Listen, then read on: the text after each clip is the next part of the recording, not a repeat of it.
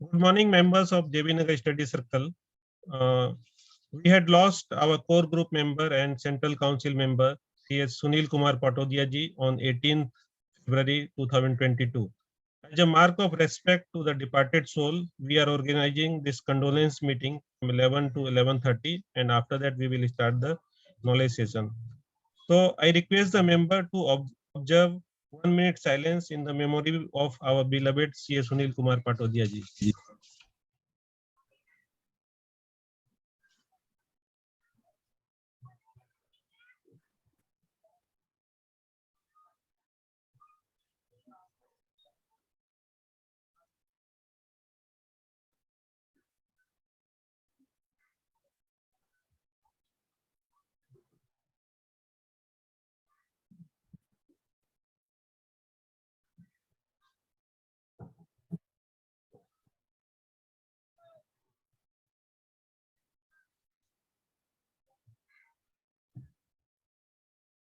Om Shanti. Om Shanti. Om Shanti. So now I request our past convener, C.S. Sajjan Kumar Kanodia ji, to take the proceedings of this condolence meeting ahead. Over to you, Sajjan ji. Thank you, Convener Krishna ji. Seniors and friends, today is very sad moment for us. जैसा आप सब लोग को पता है कि हमारे senior central council member, हमारे सबके 1-to-1 जुड़े हुए और लाडले श्री सुनील पटोदिया जी अचानक हम सब लोग को छोड़ के 18 तारीख को चले गए। 18 तारीख को जब सुबह उनके निधन का समाचार मिला तो एक बार तो विश्वास ही नहीं हो रहा था। फिर जैसे जैसे पता चला तो इस बात को मानना पड़ा हम सबको। मेरे लिए कि ये व्यक्तिगत बहुत बड़ा लॉस है। मेरे बड़े भाई है और पिछले 2 दिन से मैं उनके पार्थिव शरीर के साथ में रहा हूँ, और फिर भी अभी भी मेरा मन मानने को तैयार नहीं है कि सुनील पटोदिया जी अभी हमारे बीच नहीं है। मेरे पास बोलने के लिए बहुत सारी चीजें हैं, और मैं हमारी स्टडी सर्कल के founder conveners, past conveners, core group members को निवेदन करूंगा कि वो अपनी श्रद्धांजलि श्री सुनील पटोदिया जी को अर्पित करें। इस सिलसिले में सबसे पहले मैं श्री एल.एस. लोढ़ा जी को निवेदन करूंगा कि वो अपनी श्रद्धांजलि, अपने विचार व्यक्त करें। Shri LS. Lodha ji.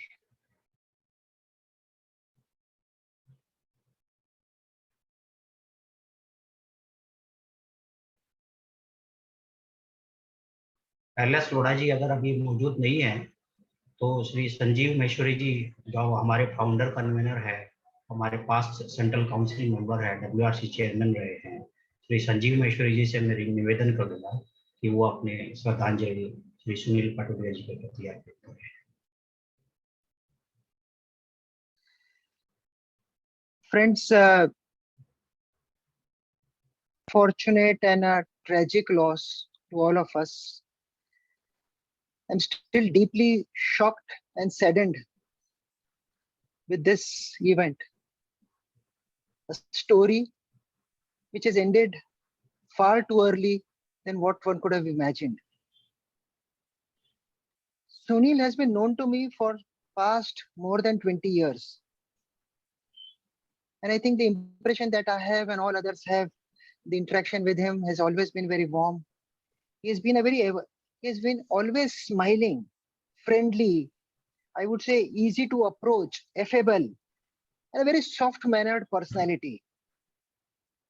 He had the ability to make the other person extremely comfortable with him. I think he was truly a charismatic leader, a friend. He always had an air of positivity around him. I have worked very closely with him for the council activities for the past 15-20 years.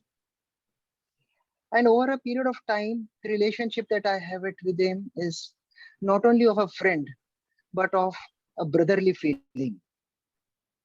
In fact, a few of us would keep on meeting in the evening, and the event has happened on Friday morning, and as recently as Wednesday night, 4 of us were together for a cup of coffee right up to midnight on Wednesday. And he was so jovial, so full of energy and relaxed. It's so difficult to believe that somebody with whom we were so closely interacting on Wednesday night is no more on a Friday morning.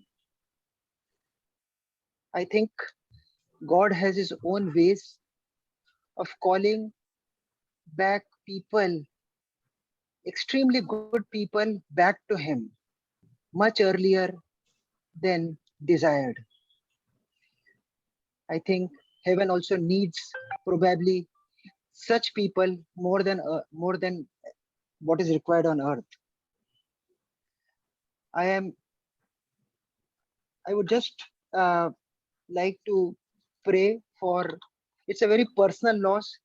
It's a loss of a very close friend, and I really don't have words to share all the feelings that I have for him. I pray to God, to the Almighty, for giving solace to his soul and tremendous strength to his family members to bear this irreparable loss. Om Shanti, Shanti, Shanti. जैसा संजीव जी ने बोला कि भगवान को भी ऐसे महान व्यक्तित्व की जरूरत रहती है, तो हमारे बीच में से असमय ऐसे महान व्यक्तित्व को लेकर चले गए। हम सब लोग इस चीज को एक्सेप्ट नहीं कर पा रहे हैं, फिर भी ईश्वर की मर्जी के आगे कुछ नहीं चलता है। अब मैं रिक्वेस्ट करूंगा श्री महेश बघेरिया जी को कि वो अपनी श्रद्धांजलि सुनील जी के प्रति करें।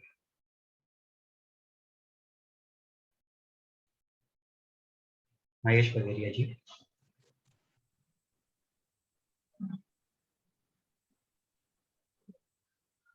दोस्तों, ये सुनील पाटोदिया जी अब हमारे बीच में नहीं रहे। परसों सुबह जब मालूम पड़ा, विश्वास ही नहीं हुआ कि ऐसा भी हो सकता है। एक जिंदा दिल इंसान का असमय चले जाना हम सबके लिए, सीए प्रोफेशन के लिए एक बहुत बड़ी क्षति है। उसको भरपूर करना बहुत मुश्किल है। सुनील जी एक मल्टी फेसेटेड पर्सनालिटी थे।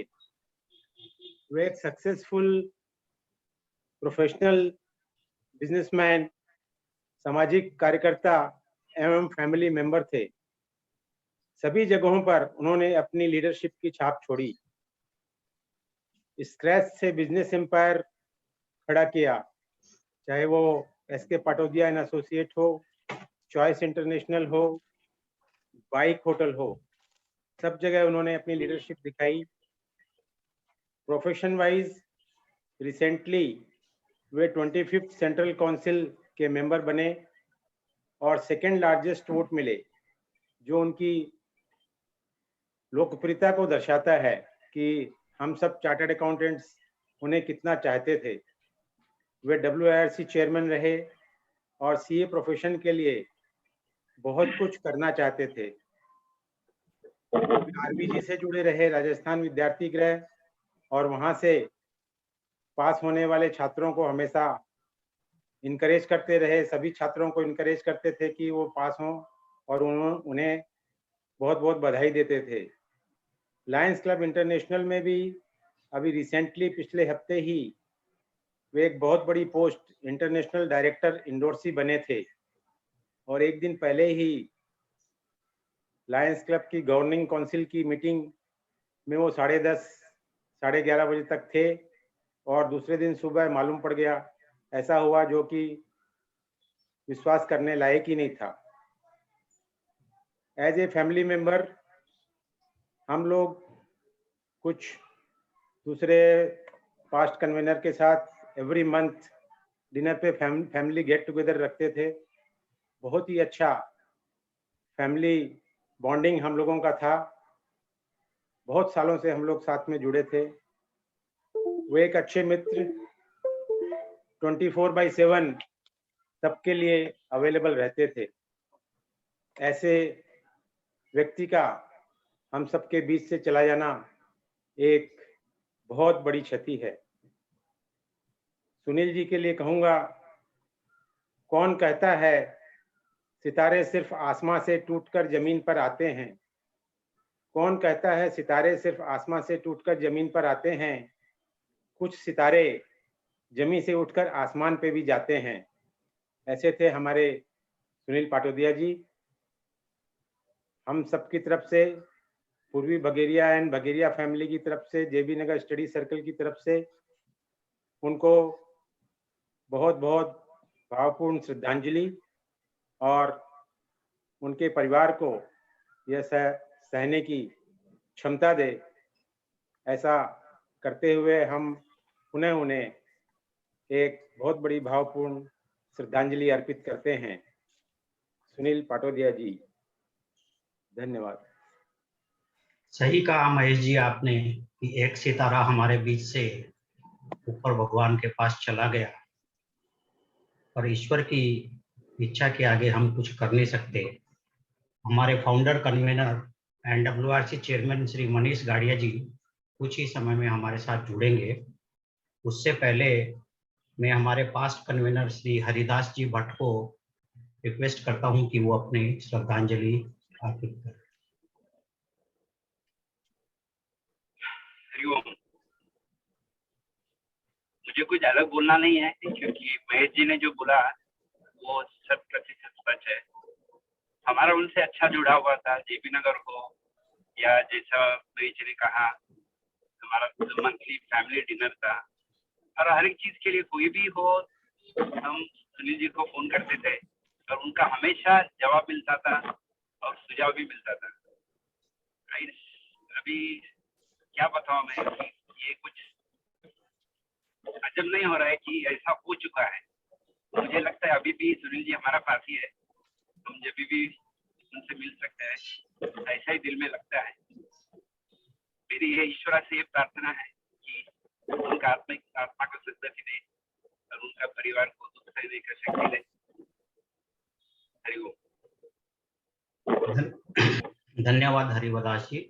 अब मैं श्री कमल धानुका जी से रिक्वेस्ट करता हूं कि वो अपनी श्रद्धांजलि अर्पित करें।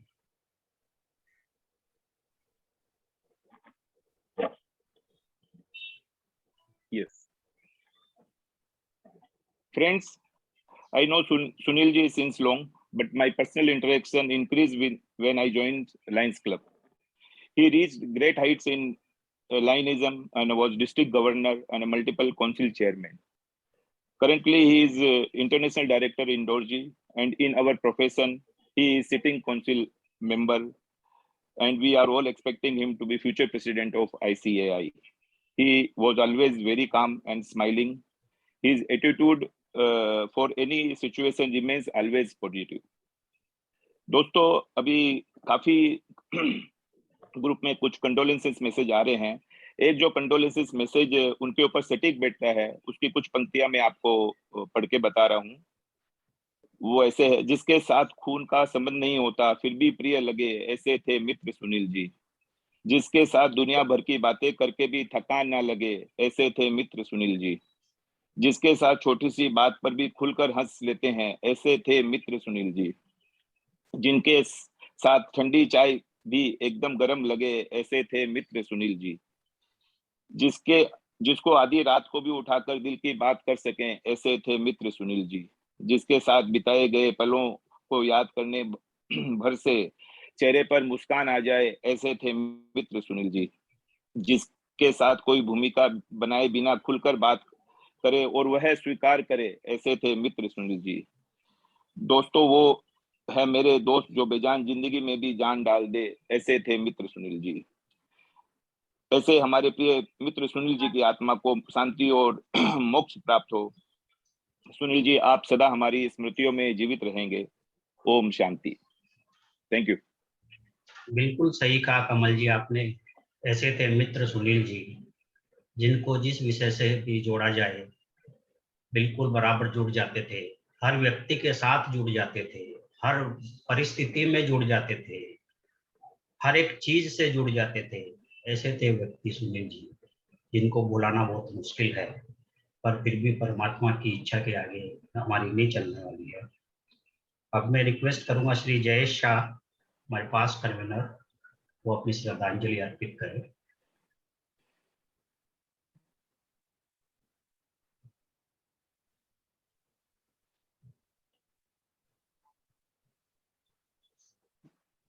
जयेश भाई,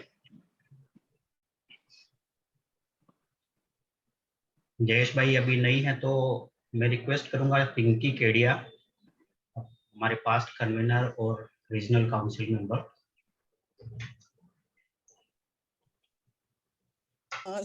सज्जन जी, मैं क्या बोलूं, ये तो बोलने के लिए वर्ड ही नहीं, आप लोगों को सबको पता है who was he for me। मैं यहाँ तक अभी तो जो भी पहुंची हूँ सब पाटोदिया जी की ही बदौलत है। हमेशा हर मिनट में, हर सेकंड में उन्होंने मुझे इंकरेज किया कि यहाँ भी करना, ये भी करना है, वो भी करना है। मुझे याद है आज भी वो दिन, जिस दिन मेरी कन्वेनरशिप की लास्ट डेट थी, लास्ट दिन था, मैं घर पहुंची, दूसरे दिन ही उनका सुबह सुबह फोन आ गया कि अब क्या करने वाली है। मैंने कहा मैंने अभी कुछ सोचा ही नहीं, अभी कल ही तो कन्वेन लास्ट हुआ है। तो उन्होंने मुझे 1-2 ऑर्गेनाइजेशन में फीमेल वुमेन विंग का प्रेसिडेंट बना दिया कि नहीं, बैठना नहीं है। उनका जो स्लोगन था, स्वस्थ रहो, व्यस्त रहो, मस्त रहो। बोले अभी तेरे को जेबी नगर का काम खत्म हो गया, लेकिन तेरा काम खत्म नहीं हुआ, तो कहीं ना कहीं इंगेज रहे। मैंने कहा भी नहीं 1-2 वीक थोड़ा रेस्ट करते, नहीं। दूसरे दिन से उन्होंने फिर 2 दिन ऑर्गेनाइजेशन में काम पे लगवा दिया। Like he was so gentleman and सबको आगे बढ़ाने के लिए पॉजिटिव थॉट देते थे। आज तक मैंने उनके मुंह से कभी किसी के लिए कुछ नेगेटिव सुना। तो एक ये बहुत उनका पॉजिटिव लुक वो था कि कभी भी वो किसी के लिए भी नेगेटिव नहीं बोलते थे, एंड सबको हमेशा प्रोग्रेस में ही, सबको हमेशा वो आगे बढ़ाने की सोचते थे। तो मैं तो कुछ बोल ही नहीं पा रही, मेरे पास वर्ड ही नहीं है उनके लिए कि मैं क्या बोलूं। भगवान उनकी आत्मा को शांति दे, और परिवार को कैसे, जब मैं खुद को कंसोल नहीं कर पा रही तो उनको कंसोल करने के लिए कैसे बोलूं कि वो क्या थे। बिल्कुल सही कहा आपने कि सुनील जी ना खुद आगे अकेले आगे बढ़ने में विश्वास नहीं करते थे, वो सबको साथ में लेके चलना, सबको आगे बढ़ाने में विश्वास रखते थे। हम अपने आप को सांत्वना नहीं दे पा रहे हैं, तो उनके परिवार के ऊपर क्या वज्रपात हुआ है वो हम लोग समझ सकते हैं, पर फिर भी ईश्वर की जो इच्छा है उसको हमें स्वीकार करना होगा। मैं मनीष जी आ जाएंगे, तो मनीष जी कन्वेनर आप जरा बता दीजिएगा अगर मनीष जी जब अवेलेबल हो जाएंगे। तो अभी मैं हम मनीष जी है, तो मैं मनीष जी से रिक्वेस्ट करूंगा कि वो अपनी श्रद्धांजलि अर्पित करें। थैंक यू सज्जन जी। बड़ा ही मुश्किल है सुनील जी के लिए कुछ कह पाना इस परिस्थिति में। जब भी मैंने उनको देखा हमेशा हंसते हुए ही देखा, और कभी भी किसी भी काम के लिए आप उनको फोन करो या कभी भी किसी भी एडवाइस के लिए फोन करो, ही इज ऑलवेज अवेलेबल। मुझे आज भी वाकया याद है कि एक दिन मैंने रात को 10:30 बजे फोन किया कि मेरे को कुछ गाइडेंस है, आपसे मिलना है। रात को 10:30 बजे ही सेड कि मैं घर पे हूँ, आप अभी आ जाओ, अभी मिल लेंगे। तो मतलब इस तरीके का उनका जो स्वभाव था। और मुझे आज भी याद है कि जब से हमने स्टडी सर्कल शुरू किया तब से उनका गाइडेंस हमेशा स्टडी सर्कल को रहा है। सबसे पहले हमने पूछा कि सर पब्लिक मीटिंग करना है बजट पे एंड फाइनेंस है नहीं हमारे पास, तो immediately he said you don't worry, आप काम करो, फाइनेंस का इंतजाम हो जाएगा। और तब से लेके 2000 से लेके आज तक 2022 तक उन्होंने हमेशा वक्रांगी के थ्रू स्पॉन्सरशिप कराई है। इसके अलावा काफी कुछ इंसिडेंट्स है जो हम नहीं कह सकते। He was chairman of WIRC 15-16 में है, रिसेंटली आप सबको पता है।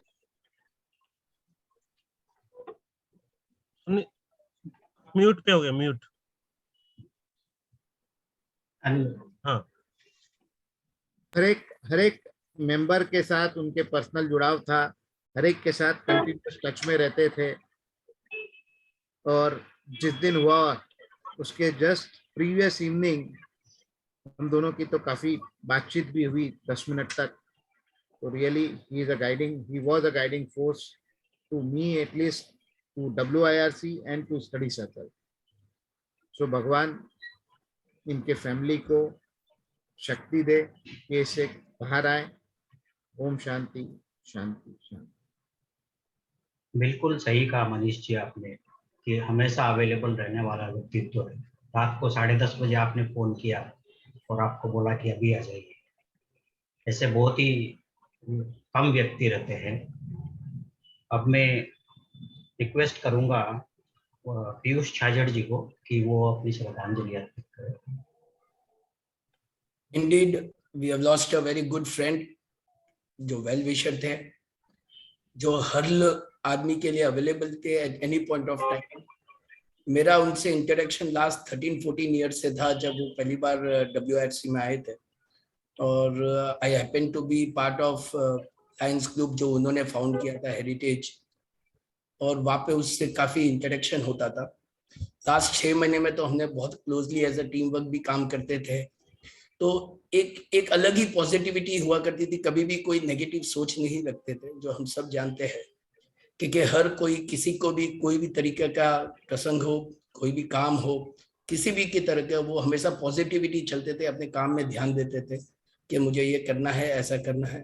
अगर आप उनके पास जाओगे तो वो भी उसमें पॉजिटिविटी रहेगी कि भाई ये आया है तो मुझे कुछ करना है इसके लिए। ऐसे व्यक्तित्व बहुत कम मिलते हैं, और इसीलिए हम देख रहे हैं कि 2 दिन से जो सबको तकलीफ हो रही है इनके एब्सेंस में, I think so itself is shows कि किस टाइप की ये पर्सनैलिटी थी। And it's a big loss for everybody of us, for JB Nagar study circle, WIRC council as such, institute as such. I am sure this family will find it very difficult to come out of it. It's our role to give them condolences, to bring them out of this, and I would pray to God कि उनको सबसे उच्च से उच्च सद्गति प्राप्त हो। धन्यवाद पीयूष जी। अब मैं रिक्वेस्ट करता हूं श्री KM तुलसियान जी को कि वो अपनी श्रद्धांजलि अर्पित करें। KM तुलसियान जी।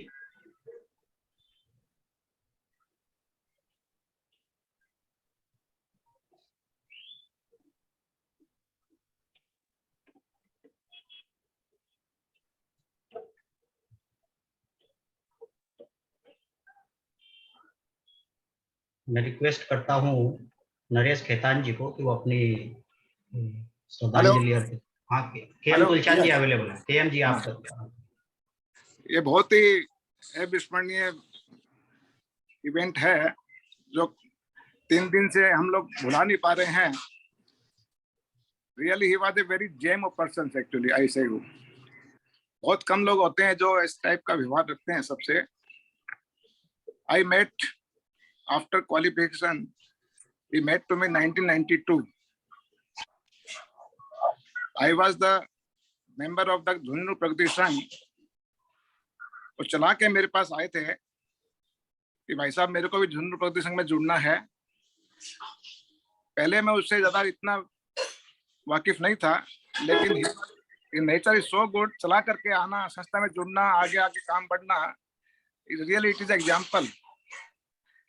झुंझुनू प्रगति संघ में टुडे आई एम प्रेसिडेंट, और इनके कार्यकाल, मेरे कार्यकाल में मैंने बोला यार ऑफिस नहीं है अपने झुंझुनू प्रगति संघ की, कुछ करना चाहिए अपने को। इमीडिएटली उन्होंने डिसाइड कर लिया कि मेरी ऑफिस एक जोगेश्वरी में है, वो मैं डोनेट करता हूँ। 1998 के अंदर उन्होंने हमको एक ऑफिस उन्होंने डोनेट किया है। This is a nature actually. JB Nagar study circle में जब इनको मालूम पड़ा कि एक JB नगर वालों का बना है सर्कल, तो मेरे पास चला के आए थे। मैं इनको अप्रोच किया तो इमीडिएटली फॉर्म भरा, और मेरे को उन्होंने बोला नहीं, I am fully involve in this, I want to be involve in this study circle. I was the person जहां उनको मैंने इन्वॉल्व किया था। जहां तक बजट बुक का हमेशा अपना प्रकाशन होता है, तो उस टाइम पे मैंने उनको बोला यार खर्चा इतना इतना होता है तो कैसे करें। बोला भाई साहब चिंता मत करो, मेरे पास है ना सोर्स इसके लिए। वक्रांगी का उन्होंने मेरे को तुरंत प्रपोज कर दिया, और तब से आज तक वक्रांगी चलती आ रही है, और they are fully supported.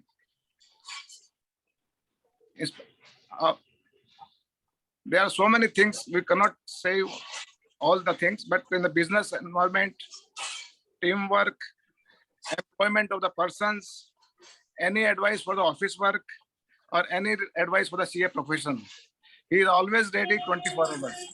This is the quality and punctuality, time. He wants to reach in time everywhere.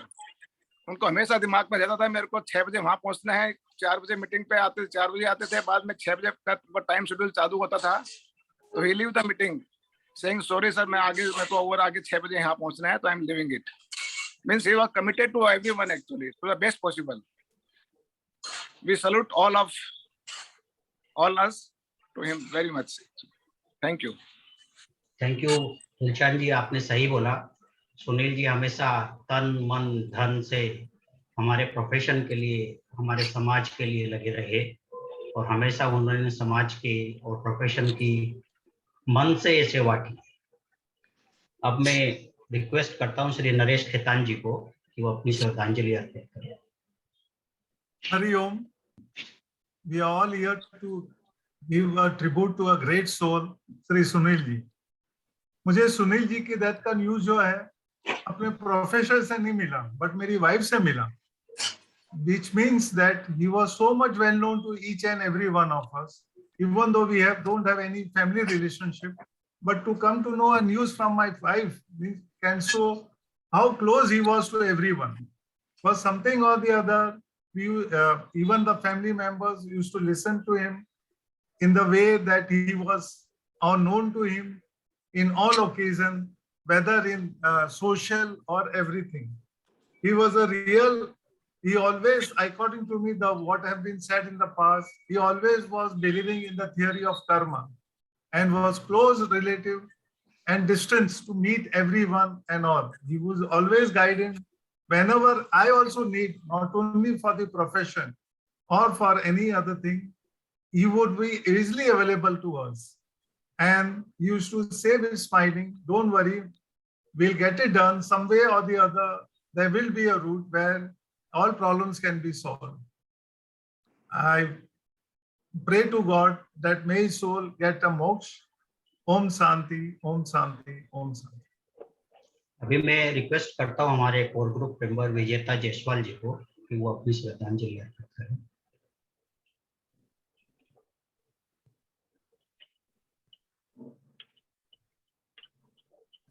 विजेता. हाँ, सुनील जी के लिए मैं कुछ बोलने लायक, जैसे he was, सब बोल तो रहे हैं कि फैमिली से बढ़ के हैं, माने हमारे फैमिली में जैसे जिस तरह से हम एक दूसरे से इंटरेक्ट करते थे, कुछ भी प्रॉब्लम होती थी या कुछ भी किसी भी छोटी सी छोटी चीज की जरूरत होती थी, बेझिझक फोन कर दिया करते थे हम लोग. और चाहे वो लायंस क्लब के मामले में हो, चाहे अभी इंटरनेशनल वेज फेडरेशन है, एक और संस्था है, उसमें भी हम Sunil ji was the one who was responsible to bring me there. And उसके कोई भी छोटी से काम के लिए भी उनको फोन करने में एक जरा से भी झिझक नहीं होती थी. और यदि माने उनकी एक खास बात ये थी, अगर वो बिजी रहे हों कहीं पे और हम फोन किए और वो फोन अटेंड ना करें, तो कुछ देर बाद आइदर मैसेज आ जाता था कि तुमको बाद में फोन करते हैं, या वो वापस चला के फोन करके और वो बात रिजॉल्व हो जाती थी. अभी हम लोग एक शादी में थे जस्ट लास्ट वीक, और साथ में हम लोग ने डिनर किया, 2-3 घंटे हम लोग साथ में बैठे, साथ में थे, और वहां पे कुछ ऐसी बात चली और वो मुझे मोटिवेट कर रहे थे कि तुम ये काम और करो, ऐसा वैसा. और मैं थोड़ा सा झिझक रही थी, लेकिन उनका ये वर्ड अभी मेरे दिमाग में ये कर रहा है, गूंजता रहेगा. ये लास्ट वर्ड थे उनके मेरे लिए कि तुम जीत की करो तैयारी, बाकी जिम्मेदारी हमारी. ऐसा उन्होंने ये वर्ड्स बोला कि मोटिवेट अपने आप को इतना करो कि बस सब काम हो जाएगा. आगे मैं कुछ बोलने की हिम्मत में नहीं हूँ, बस ओम शांति। बिल्कुल सही कहा विजेता आपने, तुम जीत की करो तैयारी, बाकी सब जिम्मेदारी हमारी, ये दूसरे के लिए विचार रखते थे। अब मैं हमारे past convener Shri NK Jain साहब को रिक्वेस्ट करूंगा कि वो अपने श्रद्धांजलि अर्पित करें।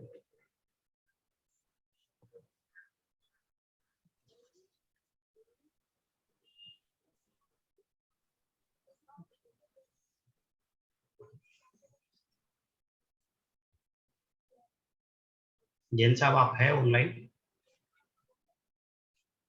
लोढ़ा साहब आ गए कन्वीनर?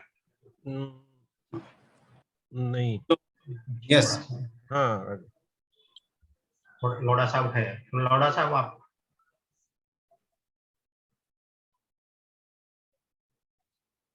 जैन साहब, लोढ़ा साहब या और कोई पास्ट कन्वीनर्स?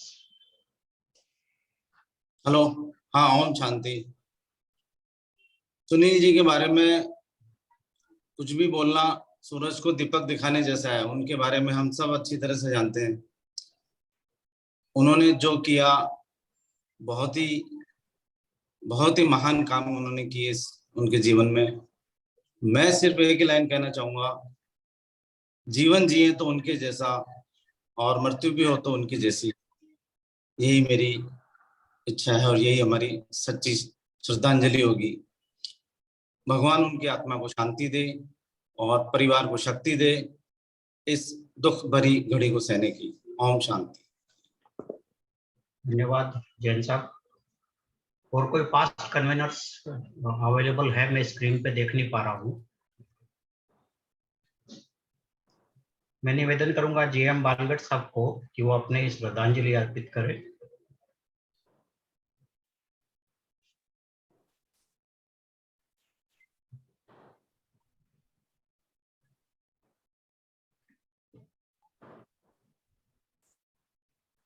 JM बालगढ़ साहब।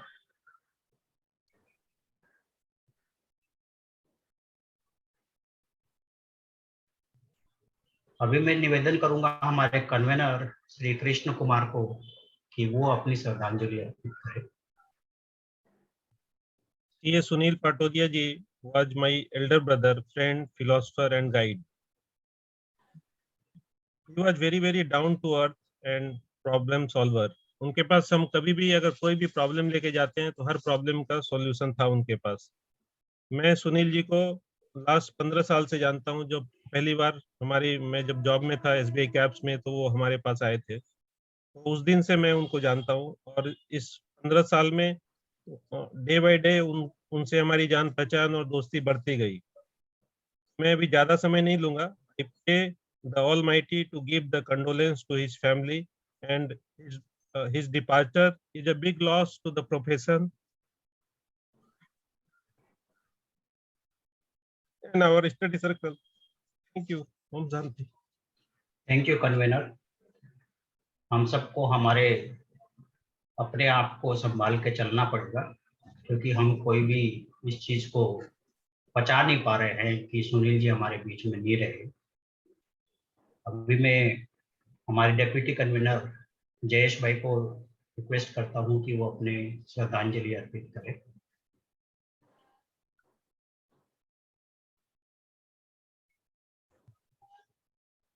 जयेश ठक्कर। जयेश ठक्कर जी। हाँ sir. Sir, I am very small and very junior to speak about the Sunil sir, because it will be a great loss to me personally, because when last time I met, तभी उन्होंने मुझे जैसे अपने एक छोटे friend की तरह या छोटे बेटे की तरह उन्होंने मुझे पूछा, जयेश तुम्हारा प्लान क्या है? तो I would treat के it is a great loss to me as a person, but मैं सर एक चीज कहना चाहता हूं कि ईश्वर की जो योजना है होती है वो बहुत बड़ी और जो हमारे समझ के बाहर होती है। तो हमारे सुनील जी आज हमारे बीच में नहीं रहे, बट भगवान ने उनके लिए जो योजना बनाई है, जैसे सज्जन जी ने कहा और बाकी सब मेंबर्स ने कहा कि भगवान अच्छे लोगों को जल्दी अपने पास बुलाता है, क्योंकि उनके पास उनके लिए अच्छी अच्छी योजनाएं होती है। तो today I will pray Almighty for the peace of this departed soul and to give the strength to the family to bear the irreparable loss. Om Shanti. बिल्कुल सही कहा जयेश आपने। और कोई पास्ट कन्वेनर्स? एनएम जैन जी जो आज के कोऑर्डिनेटर हैं। हाँ जैन साहब, आप अपनी श्रद्धांजलि अर्पित करें। एनएम जैन साहब। हेलो। हाँ सर। मैं जब चालू करूंगा ना वही टाइम में बोल दूंगा, बाकी और किसी को आप दे दीजिए। अच्छा ठीक है। ठीक है। अभी अनिल शर्मा जी आए हैं। अनिल शर्मा जी कृपया आप अपनी श्रद्धांजलि अर्पित करें।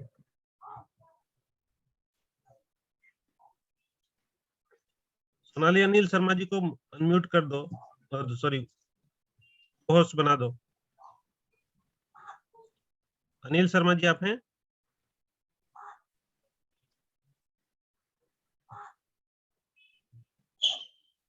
अनिल शर्मा जी समझते हैं वो। अच्छा अच्छा। सजन जी। हाँ चिंतन जी। हाँ चिंतन भाई। हाँ चिंतन भाई आप अपने हाँ श्रद्धांजलि अर्पित करें।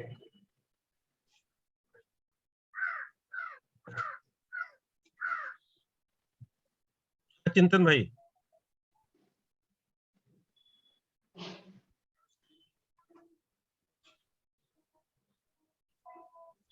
चिंतन भाई अपना वीडियो ऑन करें। और सज्जन जी हम 5 मिनट में ये क्लोज करेंगे, और अगर किसी को बोलना हो तो फिर वो लास्ट में। ठीक है 5-10 मिनट रुक जाइए। हाँ हाँ चिंतन भाई।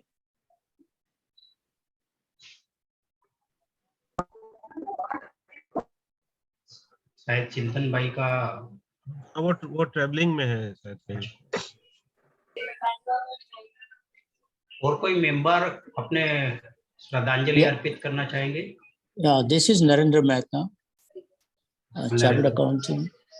Yeah, Sunil, as I knew, he rose up in front of me. Has been shared by everybody. Probably he was a gem of a professional person.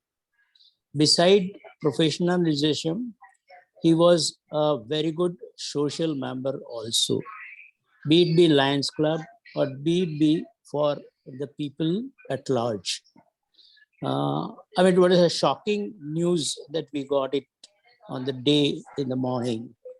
Nobody anticipated such thing to happen to him because he was such a cool-minded guy.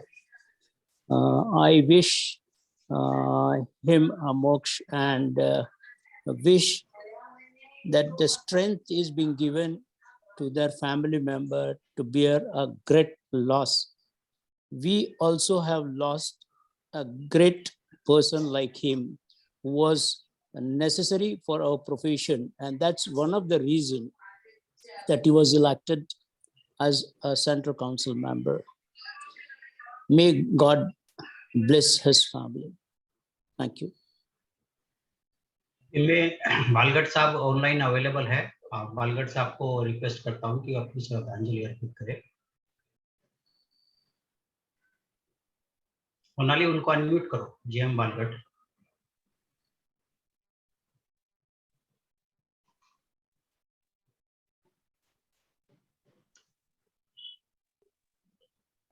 Sonali Balgarh जी को unmute करो। मुझे नहीं दिख रहा sir इसमें। Unmute है।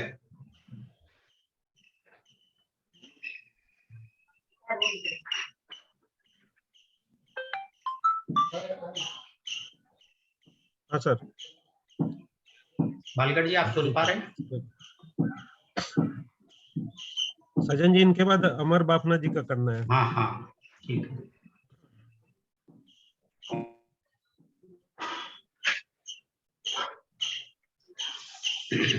मैं आप सिंस बालगढ़ जी नहीं बोल पा रहे हैं अभी उनका। हाँ सर।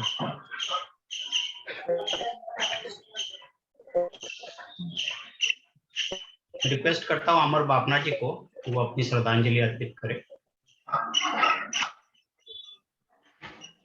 सुनील जी पाटोदिया मेरे एक अभिन्न मित्र थे।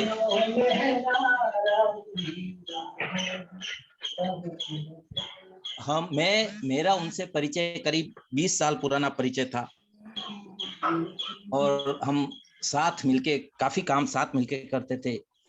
हमारा जो पास्ट कन्वेनर्स का ग्रुप था उसमें वो फैमिली, हमारी फैमिली थी, उसमें हम साथ में रहते थे।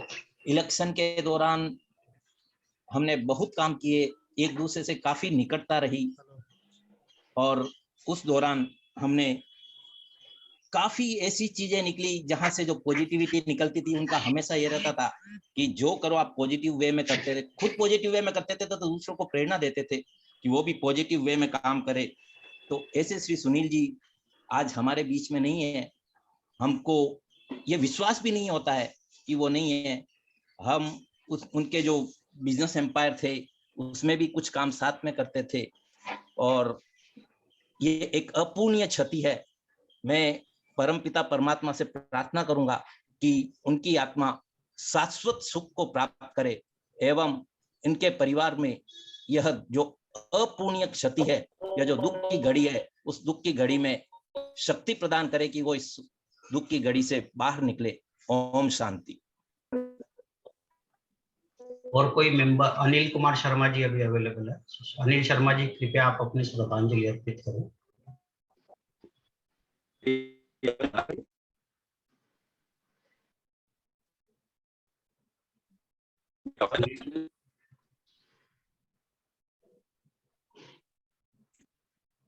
ऑडियो बराबर नहीं है अनिल शर्मा जी आपका। ऑडियो आ रही है अभी?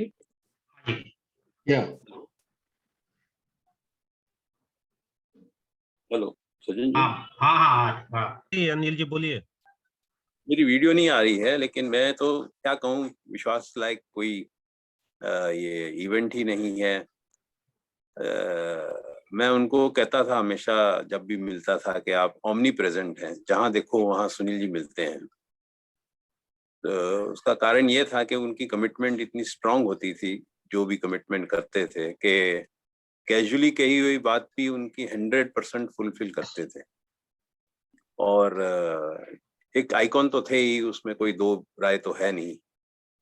और जहाँ तक हमारा परिचय था, मैं जब कन्वीनर बना तब से मेरा परिचय हुआ, तो जो काम करना होता था वो काम सुनील जी से डिस्कस किया और बस हो जाता था। उसमें कोई फिर दो बार सोचने की जरूरत नहीं पड़ती थी।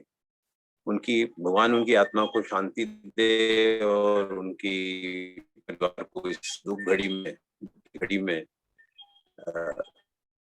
भी शक्ति प्रदान कर सके वो कम होगी, मुझे लगता है, लेकिन प्रदान करे। धन्यवाद। और कोई पास्ट कन्वीनर? हाँ, मैं सज्जन जी, अभी मेरी आवाज आ रही है? हाँ भाई। मैं सबसे पहले आभार मानता हूँ जेबी नगर सीएज स्टडी सर्कल का कि आज हमको ये मौका दिया कि सुनील जी के प्रति दो शब्द कहें। उस दिन सुबह सुबह मुझे 9 बजे एक मैसेज आया। मेरे एक परम मित्र हैं, आईडीएफसी बैंक में काम करते हैं, उन्होंने मुझे लिखा कि do you know Sunil Patodia. तो मैं योगा कर रहा था, मैंने उनको लिखा कि सुनील जी से आपको कोई भी काम होगा तो आप मुझे बोलिए, वो काम हो जाएगा, सुनील जी कभी मना नहीं करेंगे। थोड़ी देर बाद में फिर उनका मेरे पास मैसेज आया कि no it is not good news. मैं बोला let it be any good news और bad news, he will do whatever work you want and he is very supportive. तो फिर मुझे मैसेज आया कि ही इज नो मोर। तो मैंने बोला यार don't try to joke like this, how can it happen, we just spoke few days back when he used to call when any birthday is there, he has a report of every chartered accountant on the day of birthday and he used to call personally to everybody. तो मतलब सुनकर के बिल्कुल विश्वास नहीं हुआ कि एक ऐसा सजग और जानदार और शानदार व्यक्तित्व हमारे बीच से इस प्रकार जा सकता है। आई जस्ट कुड नॉट, मतलब दिन भर मूड खराब रहा। मैंने अनिल शर्मा जी को तुरंत फोन किया कि डू यू नो कोई ऐसा कोई अपने एक बड़े सीए का कुछ मैसेज है क्या? उन्होंने बोला नहीं है। मैंने और 2-3 लोगों को फोन किया कि नहीं है, तो मैं शांत बैठा रहा, लेकिन फिर धीरे धीरे पता चला। तो मैं यही कहूंगा इस मौके पर कि भगवान उनकी आत्मा को परम शांति दे, उनके परिवार को शक्ति दे, इस अक्षम्य जो लॉस हुआ है उसको सहन करने के लिए। और मैं फिर एक बार धन्यवाद देता हूं सज्जन जी आपको और जो भी जिन्होंने भी आज ये प्रोग्राम किया है। Thank you very much. बिल्कुल सही कहा बालगढ़ साहब आपने भी, किसी को भी विश्वास नहीं हुआ कि सुनील जी यूं अचानक हमारे बीच से चले गए। कन्वेनर और कोई अंकुश गुप्ता जो कि एकदम हृदय से सुनील जी से जुड़े रहे हैं। अंकुश, आप अपनी श्रद्धांजलि सुनील जी के प्रति व्यक्त करें। अंकुश गुप्ता, अंकुश जी आप हैं? हाँ हूँ। हाँ। धन्यवाद सजन जी। सुनील जी मेरे पिताजी थे, मेरी वाइफ को तो अपनी बेटी मानते थे, और जब मेरे ससुर जी एक्सपायर हुए कोविड में, तो मेरे खुद के रिश्तेदार नहीं पहुंचे, कोई नहीं पहुंचे, लेकिन सुनील जी पहुंच गए थे वहां पे इमीडिएट न्यूज मिलने के बाद। जब मुझे लड़का हुआ तो सबसे पहली बधाई, सबसे पहला गिफ्ट मेरे को सुनील जी से आया था, वो मेरे घर पे आए थे। जब मेरे ऑफिस का ओपनिंग था 11 बजे, 11:15 बजे आके सुनील जी बैठ गए थे, और उन्होंने ही मुझे कहा था कि रिबन मैं नहीं काटूंगा, रिबन माता जी से कटवाना। तो रिबन मेरी मम्मी ने काटा था, और मैंने बहुत बहुत करीब से उनके साथ काम किया है। और जितने जन मुझे जानते हैं आज की तारीख में, वो भले ही सजन जी हो, कृष्णा जी हो, जो भी है, मेरे को जो भी आज जानता है वो सिर्फ और सिर्फ सुनील जी की वजह से जानता है। वरना मैं सीए प्रोफेशन था, चार्टर्ड अकाउंटेंट था, लेकिन मेरा कोई अस्तित्व नहीं था। मेरा अस्तित्व बनाने वाले सुनील जी पातोड़िया जी थे। और मेरे लिए मेरे और मेरे परिवार के लिए इट्स पर्सनल लॉस। एंड बस मैं सर, थैंक यू सर। बिल्कुल सही कहा अंकुश आपने। हम सबको जोड़ने वाले भी एक व्यक्ति सुनील पटोदिया रहे हैं, और हम सबके लिए एक व्यक्तिगत लॉस है, और हम सबको इस चीज को स्वीकार करना होगा। और परमपिता परमेश्वर से हम प्रार्थना करते हैं कि उनकी आत्मा को शांति प्रदान करे। कृष्णा जी, और कोई बोलने हैं? टी-शर्ट क्यों पैरों में मारा? कृष्णा जी। जी मेरा भी रिक्वेस्ट था, तो अब हम ये श्रद्धांजलि सभा बंद। ठीक है, हम इसी के साथ में आज की श्रद्धांजलि सभा को विराम देते हैं, और सब प्रार्थना करते हैं कि सुनील जी की आत्मा को शांति प्रदान करे। और ईश्वर, जैसे हम सब लोग सहन नहीं कर पा रहे हैं कि सुनील जी हमारे बीच नहीं रहे, क्योंकि उनका व्यक्तित्व ऐसा था कि वो हर एक व्यक्ति के साथ में ऐसे जुड़ जाते थे जैसे वो उनका भाई हो, बड़ा भाई हो, या वेल विशर है। ऐसा इस तरह से हर व्यक्ति के साथ में वो जुड़े रहते थे। तो उनके परिवार पे क्या वो गुजर रही होगी, ये हम सब लोग सोच सकते हैं। तो हम यही प्रार्थना करते हैं कि ईश्वर उनके परिवार को ये क्षति सहन करने की शक्ति दे, और सुनील जी की आत्मा को अपने श्री चरणों में स्थान दे। ओम शांति, ओम शांति। कृष्णा जी, अभी आप अपना सेशन आगे बढ़ाएं। हाँ, ठीक है। So now we are starting our knowledge session, and the topic for the day is professional opportunities in cyber security. And the speaker for the day is CA Sri Narasimhan Elangovan. I welcome C. Narasimhan sir to the JB Nagar platform, and now I request our past convener NM Jain ji to give his Shraddhanjali to Sunil ji, since he told that he will do his Shraddhanjali when we start the session. And after that, we will, I request NM Jain ji to introduce the speaker and get forward. Over to you, NM Jain ji. Thank you Krishna ji. अगर सुनील जी से मेरा परिचय मेरे से पहले मेरे partner कमल गंगवाल जी से था, पर जब से पिछले 20 साल में मैं उनसे संपर्क में आया, हमें पता नहीं चला कि सुनील जी मेरे ज्यादा नजदीक हैं या कमल के ज्यादा नजदीक है। ऐसे सुनील जी थे। और उनके जीवन चरित्र के बारे में अगर बात कहूं, तो कोई भी परिचित व्यक्ति का परिचित व्यक्ति और अपरिचित व्यक्ति भी अपने जीवन की किसी भी प्रकार की समस्या अगर उनके पास लेके जाते, तो वो उसको एक क्षण में तत्काल रेडीमेड सॉल्यूशन देते थे। ऐसे थे सुनील जी। कई लोगों की कई समस्याएं उन्होंने सुलझाई है। तो अगर मैं उन्हें कहूं एक शब्द में कि अगर उनका नाम सुनील पाटोदिया नहीं, अगर समाधान पाटोदिया होगा तो कोई अतिशयोक्ति नहीं होगी।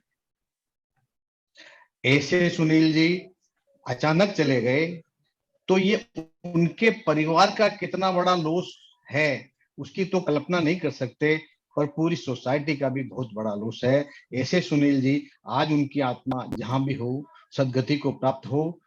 धन्यवाद। अब आज का प्रोग्राम के बारे में बोलता हूं। आज का प्रोग्राम है जो सब्जेक्ट है cyber professional opportunity in cyber security. तो इसके ऊपर फैकल्टी की बात करने से पहले एक विषय के ऊपर 1 मिनट बताता हूं आपको। आज जीवन से जुड़ी हर समस्या और हर समाधान उसके अंदर इंटरनेट का इन्वॉल्वमेंट है। इंटरनेट का जहां भी इन्वॉल्वमेंट है ये हमारी सारी समस्याएं को समाधान और सुलभ तो बनाती है, पर इसके साथ कुछ समस्याएं कुछ रिस्क भी होती है। पर ये रिस्क के चलते हम इंटरनेट को अवॉइड नहीं कर सकते। तो इन समस्याओं से कैसे हम सावधान रहें, कैसी सावधानी बरतें, उसके लिए जरूरी है कि हमें इसके बारे में कुछ अवेयरनेस होनी चाहिए। और आज हमारे पास इस सब्जेक्ट के लिए जो स्पीकर है मिस्टर C.A. नरसिम्हन एलंगोवन। तो I briefly introduce him. He is BCom, FCA, CS, DISA, DIF IFR UK, CISA USA, LLB, CDPSE USA. He is Senior Advisor Digital Security Services in Croway Advisory Services and also partner in KEN and Company. C.A. Narasimhan, a futurist, a GRC professional, a keynote speaker. His area of practice includes data analytics, risk-based audit, privacy impact assessment, internal audit, information system assurance, internal financial control, and SOX compliances and SOC audit. In the past few years, he has also been advising in the emerging area of technology such as artificial intelligence, blockchain, cloud computing, and cybersecurity and big data. He has regularly spoken on these domains in the national and international forum. He has assisted a wide variety of entities from startup to large corporate in the field of BFSI, telecom, retail, fintech, startup, airline, e-commerce, government of foreign countries, and many other cross-function organizations.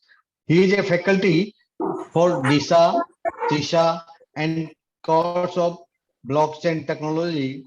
He has authored more than 4 books for ICAI, KSCAA, etc. on technology. He is a regular speaker on technology at various national and international conferences of ICAI, ISACA, CII, FICCI, etc. He has often addressed the ISACA, International Conference of Asia, CACS, Europe, CACS, Africa, CACS, North America, CACS, and was often among the top rated and youngest speaker. With this brief introduction, I present before you Mr. Narasimhan. Mr. Narasimhan, the floor is yours. Thank you. Thank you so much, respected members. Really nice to connect on this Sunday morning, rather afternoon. My deep condolences and prayers to the family of Sunilji.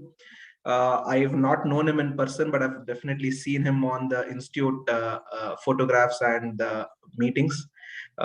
Great to know that a person of that stature lived during our times, and we should only take the insights and the blessings of that gentleman going ahead. On that note, let me quickly get started with today's... On that note, let me quickly get started with this session. And I'm going to speak on cybersecurity opportunities or professional opportunities in the cybersecurity space. There are so many different and unique opportunities, but I would be restricting predominantly to focus on those which could be useful and helpful for chartered accountants, right? I'm not going to get into the depth of ethical hacking and all of those, even those are considered to be initially challenging, but I've seen chartered accountants excelling in that. But I'm going to give you a wide platter of what are the opportunities, and I'm going to make it quick, of course, leaving a few minutes for question and answers, right? A general disclaimer, the views are personal, nothing of my organization, Ken and Co. Okay, so I thought I'll give you a broad perspective or a platter. I thought this would be a menu card of what I would want to cover. From a cybersecurity standpoint, first, I thought I will cover the easiest and the low-hanging fruit, which is IT audit, and then slowly move into requirements of what the regulators want. It could be bank, it could be insurance, it could be SEBI, etc., or NBFCs. And then we look into something called as IT general controls, where we have humongous opportunities. From there, slowly move into SOC or SSAE 3402, another interesting space where there are interesting opportunities lining up. Third party vendor assessment and risk assessment, another area which is growing. Data privacy, vulnerability assessment and penetration testing, ISO 27001. Of course, just a couple of weeks back, I think the ISO 27002 standard, where the nomenclature and references are given, have undergone a change. I'll speak about a concept of virtual CISO, right? We have heard of virtual CFO. Many of us are also offering those services. Virtual CISO is another interesting bucket. Forensics, digital forensics, financial forensics, and some bit on emerging technologies, right? So again, I'll give you a broad perspective, but each of them can be dealt in hours together. But the whole overall focus is to throw some light, saying that, hey, in addition to taxation, GST, there are also opportunities lined up here. Okay, so the first thing which I'm going to pick up is IT audit, and here it is not information technology audit. Here it is IT. It is the information environment. It could be the information system. It could be much beyond that. So you're focusing much beyond the traditional accounting or financial systems. You could be looking into much larger ways, right? So what are we looking at over here? First and foremost, we need to understand how systems today have developed. Systems today, my dear friends, have significantly progressed, and any organization, especially after COVID, you are seeing that some or the other thing is getting digitized. And when you use the word some or the other thing is getting digitized, it could be a process, it could be accounting, it could be the way in which invoicing is taking place, or for all you know, it could be even order management or reconciliation system, right? So you had a client who was a restaurant, and he had the traditional method of bookkeeping or accounting. All of a sudden, he enrolls himself with Swiggy or let's say, what is this other one? Zomato. And as a result of which, there is a lot more integrations which are necessary. He has to have an order management system. He has to bring in a system. There is a necessity for reconciliation. What if orders have been placed, you have not got the food, or vice versa? There are multiple combinations out there, right? So therefore, there is an automated environment. Typically, a people, process, and technology is there. Now, this typically, if you bifurcate any sort of an automated system, you will find some subcomponents, right? It could be even your tally, what you're looking at, right? So we need to understand what are the layers of any automated environment, right? And what you notice out here is probably 5 to 6 different layers, which is worth looking into. The first is the database layer. This is where the data is actually getting stored. Predominantly, it gets stored in the form of an Oracle or a MySQL servers. These are independent servers where the data is getting stored. Now, if you look into smaller organizations, they may probably have a database layer inbuilt within the application layer. So depending upon organization, you will have to identify this. One could assume that C drive / tally TRP9 / data / 1001, where you find, right, the company name, that is nothing but a database. That is where your data resides. Now, what if accidentally people are given access to that, the exposure, right? So that is what we are looking into, a database. Next comes the operating system layer. Is a typical system, Windows, Linux, Macintosh, etc. And that is where you need to understand there could be vulnerability standing at that point in time. Larger organizations have multi-layer of authentication or username passwords which they have to enter, and as a result of which your operating system helps you to embed that concept called as a single sign. In smaller organizations, you have unique usernames and passwords, so the focus is on how well you take care of those fundamentals. Then you have the physical storage devices. It could be disks, it could be tapes, it could be external hard drives, all of those. Not to forget, you have the network devices, and network devices are typically all components which are associated with the network, starting from the firewall, switches, routers, right? And switch is basically what enables a connection across the organization, right? Has that intelligence element which connects one system to the other system, and it is able to bring that connectivity. But the challenge when it comes to a switch, or for that matter any of these systems, is the question is how secure are they? How secure are they? And not just that, have the required protocols been taken care of? Am I safeguarded enough, right? What if a person accidentally connects to the switch? Will he get access to the entire network? So these are very basic questions. Imagine somebody in your organization bought a laptop, and that laptop they just connected to the LAN cable. Will he get access to the entire infrastructure? Most likely the answer is yes. Because we do not have a MAC ID based filtering, which requires some more complicated devices to be in place, right? Next, the typical network, LAN, WAN. Today we are all working from home, so how is the connectivity? What is the authenticity of this remote desktop connection? Or many of them are using tools like Zoho Assist, AnyDesk. Again, are they licensed? Are there freeware? These are all questions which obviously brings in, because the freeware does not have an encryption enabled, so which means that somebody can attack into the system.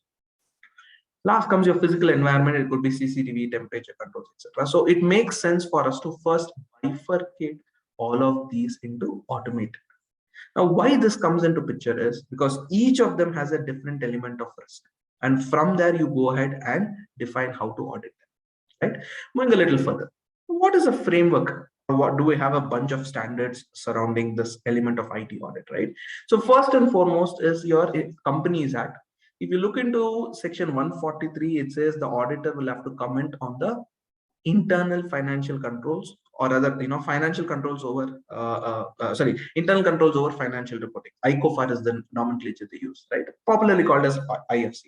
So the IFC, predominantly what we do is we focus on order to cash, procure to pay, hire to retire, or sales cycle, procurement cycle, HR cycle, fixed asset cycle. But equally important, we have to look into the technology landscape, right? You look into a basic technology landscape. What are the issues? What are the possible challenges, etc. Then let's look into from an IRDA standpoint. Now, IRDA has mandated that all insurers to have their systems and processes audited at least once in 3 years by a CA firm. This could be the statutory audit firm or an independent audit firm. So what if you do not have the access to directly the statutory audit firm? Go ahead and set up a simple request to the statutory auditors, right? The list of statutory auditors are in which case available with the IRDA, or you could download the financials, right? Go speak to them saying that these particular process, I'll give you a limited assurance on the technology controls. Now, this is where you slowly start getting a deeper into these processes, and that's how you actually start getting an idea about how these things work. Likewise, every insurance company who is dealing with e-commerce, right, or who's having an electronic commerce of insurance products, have to mandatorily have certain controls enforced as per the IRDA. If you see today, earlier all insurance companies were dealing in a different format. With COVID coming in, almost all the insurance companies have gone digital. So they definitely have a mechanism through which they are able to buy and sell the products digitally. Why not we take up the audit? It's called a self-service network platform, self-service network or self-service platform, where insurance company is able to sell their products online on their own. This ignoring the likes of interface with Policy Bazaar, etc., who are all intermediaries, right? Next, RBI. As we know, RBI is a fairly large player with the setup. When it comes to banks, NBFCs, cooperatives, or regional rural banks, there is humongous scope. The challenge out here is that RBI has clearly articulated that these are the requirements you need to audit. There are 3 to 4 circulars, which you Google it, you will get it. RBI requirement for IT audit. Most of us focus on the controls surrounding our, how the bank manager approves it, how, physical documents are there, etc. The digital records also is something which you have to look into.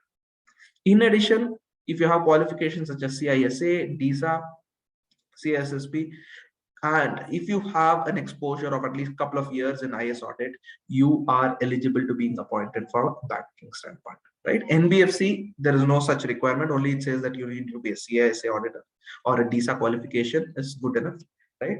Preferably is CISA, but they don't use the word mandatory. Cooperative is one untapped sector, my dear friends. Humongous opportunities again there. I think it makes worthwhile for you to explore that. Department of Cooperatives, right? Each has their own state-specific law. For instance, Bombay or Maharashtra will have the Maharashtra cooperative law, where certain things are required to be reported. In addition to this, you can top it up with these regulatory requirements. And not to forget the SEBI. All intermediaries need to be subject to an audit based on the terms of reference. Now comes a very interesting question. So you're saying audit. What is it that I audit? How do I audit?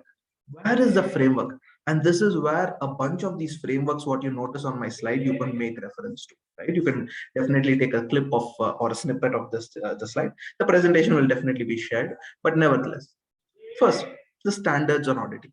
Our institute itself has given wonderful standards on auditing, right? It's quite handy, and this has the standard on internal audit, which is extremely good, which is worthwhile for you to refer to when you're looking into IT related controls. In addition, you have SA 315 and SA 330, where specific references to internal controls, technology controls are being given. Section 143, I did speak about a couple of minutes back. Then comes your guidance note on IFC. Extremely good publication by the institute, where there are specific sections on IT general controls, or they call it as general IT controls. Nomenclature varies, right? Popularly used word is ITGCs. Some people call it as GITCs, right? It's just a nomenclature. General IT controls or IT general controls. Focusing on, of course, GITCs or ITGCs is a separate section, which I'll pick it up in a few minutes from now, right? It speaks about application controls, etc. Then you have the Sarbanes-Oxley Act. The Sarbanes-Oxley Act is basically the SOX Act of the US, which insists that all organizations, typically who are publicly listed and traded, and their subsidiaries and their associates, whatever, have to have controls which will be tested by an independent auditor, which is going to be the statutory auditor. But a lot of this work requires control testing, verification, taking a sample of 15 or 40, whatever is the case, right? You need to go through, you need to process walkthrough. A whole lot of opportunities are there in the SOX, right?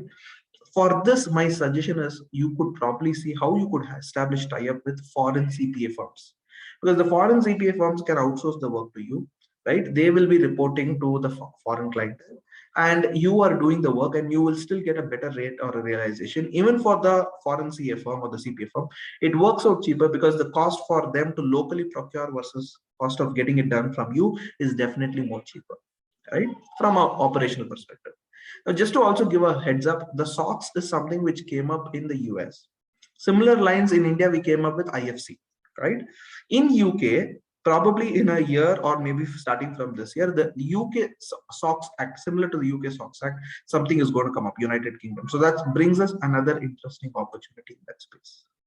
Then you have ISO 27001, 2013 standard. 2022 standard is just been made available, but of course formal notification is still awaited. Now this 2013 standard, if you read the annexure, they have a beautiful checklist or a beautiful list of 114 controls. If one reads that is more than sufficient for you to get an overall perspective of how an information security organization can. And it is not too complicated to get an ISO 27001 audit. Your fundamentals of risk and technology has to be strong. You need to just get a couple of certifications, either an internal auditor or a lead independent auditor, and you can go ahead and certify, as long as you have a tie-up with a certification body. Then you have ITIL, which is mostly for service organizations, that gives you a beautiful framework. You have COBIT, control objectives of business and related information technology. But today they don't use that full abbreviation. They just use the word COBIT. COBIT 2019 is available on the ISACA website. It's available as a free download. You have to go download COBIT toolkit. You will get a bunch of very, very interesting publication, and using that, you could probably fast track or see how well you can do an audit. It gives you like a ready-made checklist. It gives you a customization. It gives you a process. It gives you a risk assessment process. Sometimes it goes to such detailed level, right? Because it has got a mapping in terms of process, sub-process, activity, what you need to do. Then you have a very interesting thing as a cyber security framework. Cyber security framework. Now, when I use the word cyber security framework, this is given by the US organization, right? NIST, right? Now, what they've come up with is, just like how organizations in India have a CISO, a CTO, CIO, US government also has a CISO, CTO. For their regulatory purposes, they come up with this beautiful standards. But the beauty of these standards is those can be implemented by anybody. So that's where your cybersecurity framework or your NIST standards come in, and you could consider implementing that for organization. Now, on the other end, you also have what is called as the COSO, Committee on Sponsored Organization.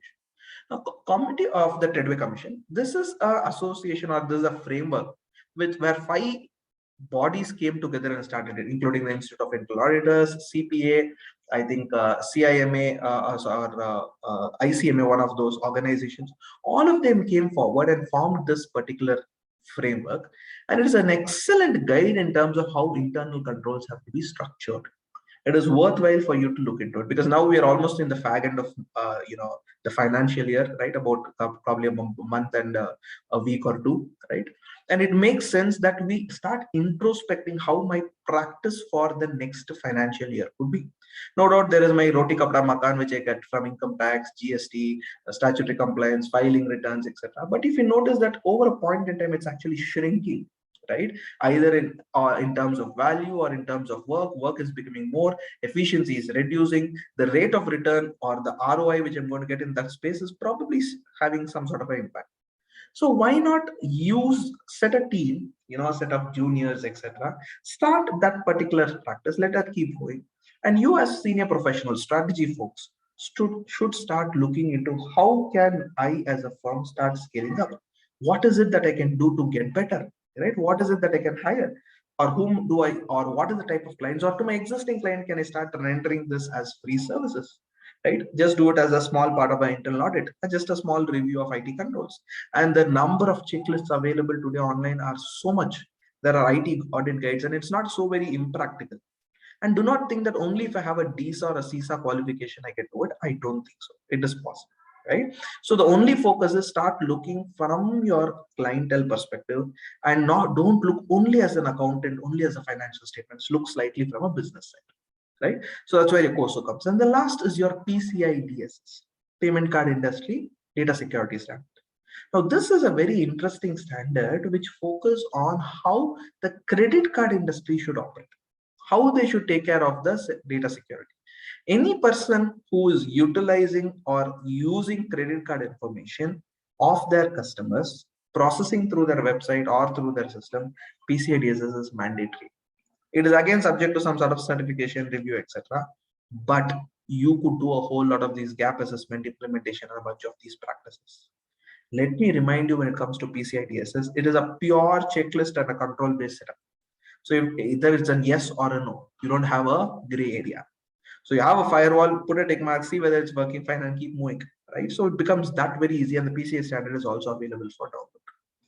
And the last thing, perhaps I missed mentioning that it is worthwhile, I could probably add it up a little later, is something on the cloud security.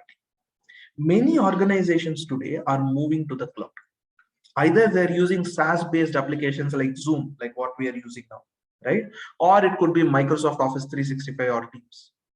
Or on the other end, it could be Zoho Books, QuickBooks, which are all SaaS-based solutions. Great Apera, Zoho Payroll, or any of these, right? So this is one side where you have SaaS solutions. On the other side, you also have infrastructure as a service, where your startups or your client hire services from Amazon or Azure, right? Amazon Web Services or Azure. On top of that, build their platform. and that is basically rendered as a service to the external customer. So like there are a lot of things which is coming up. In the cloud security, you have something called as a CCM, Cloud Control Matrix, again available as a free download from the CSA Alliance, Cloud Security Alliance. Please visit that CSA Alliance. You can download the Cloud Control Matrix, an excellent checklist for you to start looking into how cloud audits can be done. So these are all interesting spaces which is actually evolving over the point in time. Now, as I told, one of the areas which is a hot cake, which will be there forever, right, is something called as IT general controls. It is quite similar to how income tax return filing or corporate audit is in organizations, right? In our practice, ITGCs on similar lines is in my practice, right? So what do we do? So here we focus on what are the controls which are across the organization relevant, and we pick up those fundamental parts and check whether they are operating effectively, right? It could be some terms of data center, it could be in terms of program management, system development lifecycle, access security, application management, all of those. But we do not check something specific within an application. To give an example, because when we do something specific to application, it becomes an IT application controls. To give a very simple and a crude example, you are switching on your system. The moment you switch on your system, you're opening Tally, right? Now, in order to Tally to function, you have to do what? You should have had a Windows operating system. You double click on Windows operating system. At that point of time, it says enter username and password to log into desktop. Now, this is a simple example of a general IT control. General IT control.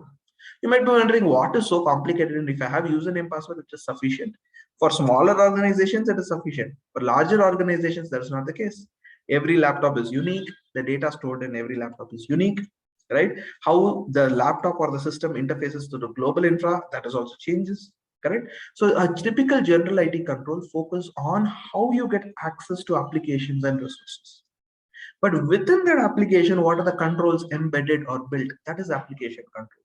For example, if you're looking into a core banking software, the interest rate calculation, divide by 365, divide by 360, divide by various things, all of those are application controls embedded within the application. But who can change the interest rate is driven by access control, and that's general IT control. So therefore, it differs from a scenario to scenario. And it is always said that general controls are pervasive controls. That means across the organization. This slide is a classical example of what you can do in general control audit. I repeat, what classical example of what you can do in general control. If you look at the extreme left, it's all about the system development lifecycle process.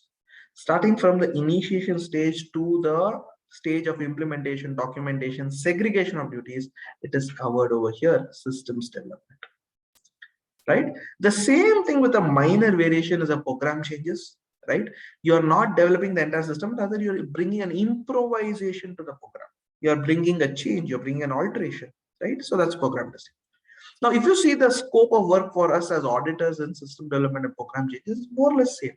The depth may probably differ, right? So the depth of in a system development goes a little more beyond. In a program changes, you're looking at a macro level, right?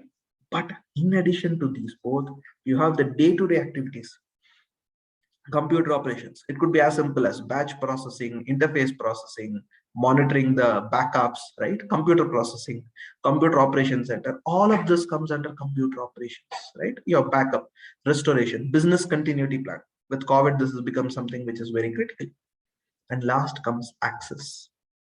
Access could be at operating system level, network level, application level, or it could be at the infrastructure level, any of this, right? It could be at anywhere who is authorized to access. What are the roles, permissions? What is the process of giving the access? What is the process if the employee leaves the organization or if he moves to a different department? So we call this joiner, mover, and leaver. Are there any persons with privileged access? Is that privileged access subject to a review? Is somebody doing mischief with that? Right now, many a times I've known people say that, sir, this is a cloud-based startup company, or there's a small startup company. Everything is hosted on the cloud. Therefore, access security is all belonging to Amazon. Please understand, Amazon is providing only the bare shell. It's like a building, right? The building is provided by Amazon, but your interiors, infrastructure, the entire way in which it works is built by your organization or your client, right? If there is an electricity problem, if there is a water problem, you cannot call up the building owner. He will say, sir, I am not responsible. You have constructed all the interiors and other pipelines, right? So therefore, you will not hold him responsible. Rather, you will get those things fixed on your own, right? How do you approach that? Same way, the Amazon or Azure or Microsoft for the matter provide you the bare shell. On that, people start developing their applications. A classical example is Dropbox. Most of you would have heard of this company, Dropbox.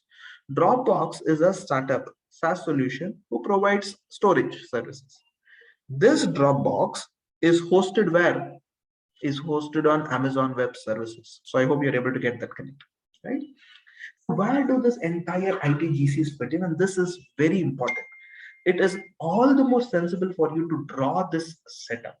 And let me tell you, my dear friends, again, this is something which you can pick up as a screenshot. No worries on that. Now, what are we trying to attest? We have the significant financial statements which we are expressing an opinion. They're fundamental assertions. It could be accuracy, completeness, cutoff, all of those. And beneath that, you have your business operations or sub-processes. Now, please bear in mind, every business process has a risk arising from the transaction. For example, only purchase or approved purchase orders are issued. There is a segregation of duty. Otherwise, there could be mistakes. So you are having challenges. So every business process has a risk. And to address that, you may have a solution or a technology or whatever it is. If it is a manual process, that is taken care as part of your internal. If it's a technology-driven process, it is taken care through your IT audit. And not just that. If it is something specific to an application, we call it as an application control. If it is generic in nature, we call it as an IT general control, right? So therefore, you have process level, direct level, automated controls, etc. And underlying is your IT environment. So typically, what do you do in an IT general control testing? First, you see what are the IT controls, what is automatable, not automatable. You put in a simple chart. What are the applications, where it is used? Is there an interface between application A to application B? How do I use it? Who are the users? So I make up all possible combinations. I prepare a matrix. That is the initial start for you to get an idea, right? Of course, you can look into a few of my webinars where I've spoken exclusively on IT general control testing for a couple of hours. You will get some idea. You assess the nature, timing, and control. You assess the reliability, the source of data, the completeness of population. All of these are areas which you test. And then you make certain reports and observations. Right? This is just one simple example. Your organization may have an SAP. It may have REBS, which is an invoicing software. It may have COTS, let us say some other reservation system, and bills. It's another system. Now, the controls embedded within each of these blue-colored applications is called as application controls. But each of these applications are hosted having a separate server, having a separate database.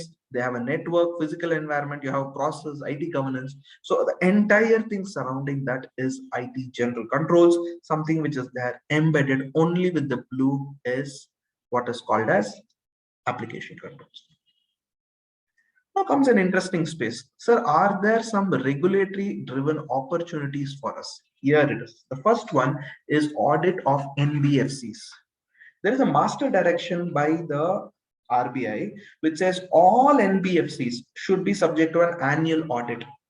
And this is divided under two scenarios, right? So NBFCs with an asset size below 500 crore and above 500 crore. If it's below 500 crore, it's fairly simple. You need to have governance, policies, cybersecurity classifications on it. And if you have more than 500 crore, you have a huge list of requirements. Trust me, this is a very good consulting as well as audit opportunity. Of course, you cannot do both for an obvious reason, right? So it is the best time for you to go ahead and team up with people, right? So go ahead and develop a strategy. Okay, every month I will at least do, and please bear in mind there are close to about 9,507 NBFCs registered with RBI as of January 31st, 2021. This is last year's statistics. I did not get the latest one, right? So even if let us say another 500 have been added, 10,000 odd NBFCs, a good scope of work, right? Next, banks. Now, banks, cooperative, RRBs, all of them, there's a mandatory requirement. And here the domains are fairly different.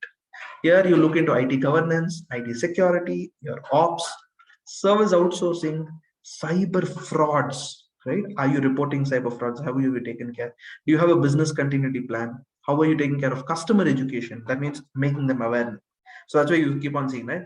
SMS is being sent to all the customers, all of those, right? XYZ bank never asks you for your OTP, CVV, etc. Neither our employees ask, please refrain in case somebody asks, etc. And legal issues. Then comes this IRDA guidelines. And this is a beautiful thing. And in fact, this itself could be a good scope for you to have an information security audit, right? Starting from your asset management. What is the inventory of assets you have? What is the licenses of them, right? You have 10 systems, but you have only 8 licenses. So 2 licenses, what? It is shared license. So tomorrow somebody comes, they can catch hold of you, right? You are actually doing a policy violation. Access control. Can you control the access? Who has to what? How have you enabled it? Multi-factor, 2-factor, right? All these things are combinations, right? Then you have business continuity, cloud security, compliance, cryptography, HR security, right? You have ops security, etc. So this is something which I made a mention a few minutes back. E-commerce of insurance company. It's called ISLP, Insurance Self-Service Network Platform.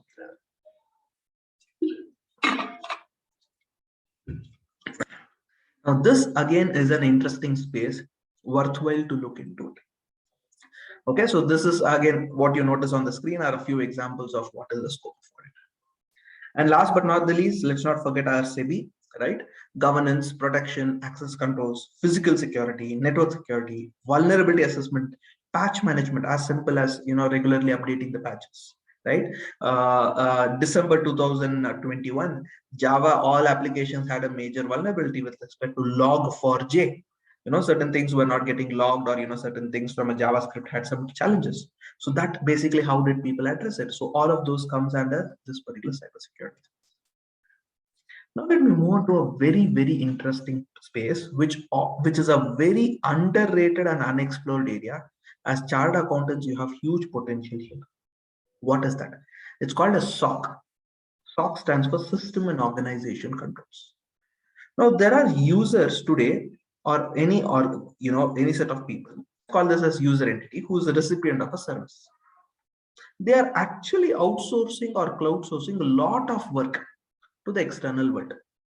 When they do that, they're outsourcing either the payroll, their bookkeeping, the healthcare, the BPO, the support services, right? Or it could be something to do with cloud, something to do with SaaS applications. All of these are either outsourced or cloud sourced. But the challenge is the user entity does not know what is the extent of controls which are there in place. At the same time, what if they are further outsourcing? Right? So these are further questions which the user entity has. And please bear in mind, the user entity has to give an assurance whom the user entity's auditors, the customers, or for their internal policy framework, etc. Right? They might be following ISO 27000 or whatever. Now, given this scenario, how do I get a comfort that they are adhering to all of this? And that is where you appoint an independent third party, and that third party is called as a service auditor. This service auditor can only be a US CPA. However, that means the audit work can only be done by a US CPA. The entire implementation assessment, doing the completion, all of this can be done by a Indian chartered accountant. Okay? And here you have multiple types of report: a SOC 1, SOC 2, and a SOC 3. SOC 1 is mostly to do with financial statements. SOC 2 is mostly to do with other than financial. It is more to do with overall security. And SOC 3 is a general use report. Again, I'm not going too much depth into SOC 1, SOC 2 because it's a fairly large subject for discussion. So this is a typical example. I am an organization who's using the services of Dropbox, or let's say Zoho or QuickBooks. Now I am using the services. This services is actually been outsourced, or there is I am rather using the services further of Amazon. Right? So Amazon is the sub-service organization and Dropbox is the service organization. So my user entity, which is XYZ, or for that matter, my organization is using the services of Dropbox, and I need to get a comfort that whether Dropbox has the policy procedures, or is it assured that if I save something on Dropbox, it will be safe. Right? So this entity called as Dropbox, which will go for a service organization report, and therefore there you have SOC 1, SOC 2, and SOC 3. Right? I think we already covered this. Alternatively, this is where the beauty is, right? We always have a Desi version of it. And the Desi version of the standard is called SA 340. Now, what it does is SA 340 is quite similar to that of what a SOC is. The difference being the difference in approach, or the Indianized version versus the global version. The ICAI SA 3402 gives an assurance to the user entity, typically on the internal controls over the financial reporting. Meaning, I am an organization, let us say a small, fairly 50 crore turnover company, simple. Even 50 lakh also you keep. I have outsourced my payroll work. I have outsourced my payroll work to another company. The purpose of that company is only to do payroll processing. It does with its own solution, it customized, developed, it does manually, we are not bothered, it does it. But now, me as an organization, let us say from a 50 crore turnover or a 50 lakh turnover, I may have employees ranging anywhere between 10 to 100. Now, given this 10 to 100, I need to process their salary, I need to process their reimbursement, I need to process their expenditure. So there's a lot of work, and therefore I've outsourced it to a payroll organization. But now you as an auditor are coming and doing an IFC audit on internal financial control. Now you ask me what are the payroll controls, I say completely outsourced. My only job is to send them and I'll get the information. Now you as an auditor will think, okay, you are sending it, they are giving you a response. How sure are you that they are dealing with your information in an appropriate manner? How sure are you that they have adequate security? And that is where you will insist, you meaning you are the auditor of my organization. You will say, hey, everything is okay, but I am not getting a comfort on the internal controls of your outsourced entity. Please request the outsourced entity to submit a report on SAE 3402. And that outsourced entity will approach any chartered accountant and get a report on these internal controls, and that can be relied upon me, or rather you as an auditor. Is it making sense? So SAE 3402 is an audit report on service organizations which are rendering certain outsourcing work, right? Or who's basically outsourcing the work given by the user entity. And you want to get an independent assurance, and therefore you're doing it. That means, is it similar to SOC? Absolutely similar to SOC.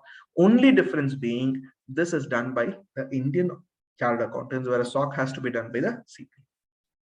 Right? So you need to get a reasonable assurance that systems are designed and implemented, the control objectives are suitably designed, and more importantly, the controls were operating effectively. I repeat, the controls were operating effectively. Fair enough.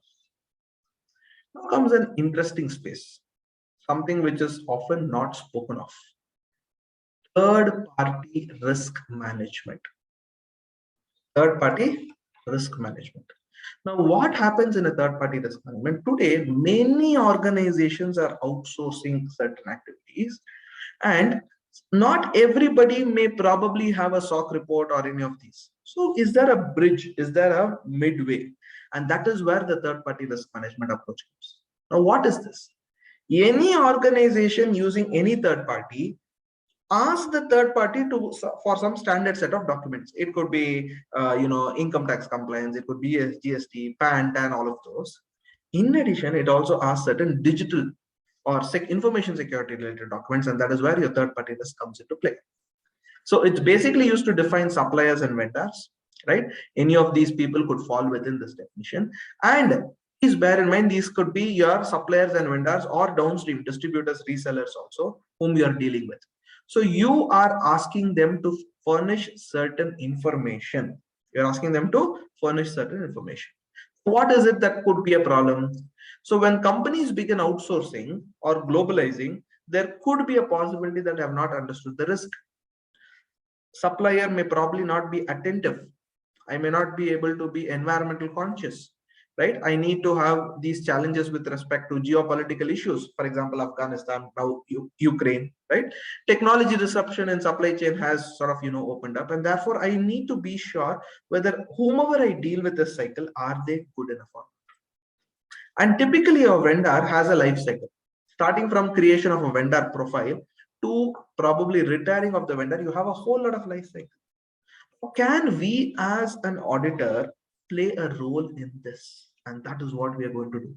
We do what is called as risk-based onboarding, or do an audit. We do vendor risk assessments. It could be from a cyber security angle.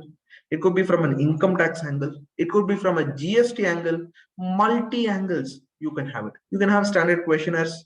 Again, Google it, you will get it, a bunch of these questions, and ask the vendor to fill up along with some documented information. The moment he gives that, please validate and evaluate, understand the risk of that vendor. If the risk is acceptable by way of modification, something you can do, go ahead and onboard the vendor.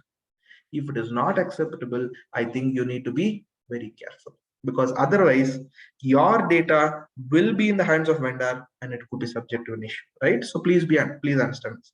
This is exactly what happened in the case of Air India, where there was a classical case that Air India was using the services of an outsourced entity.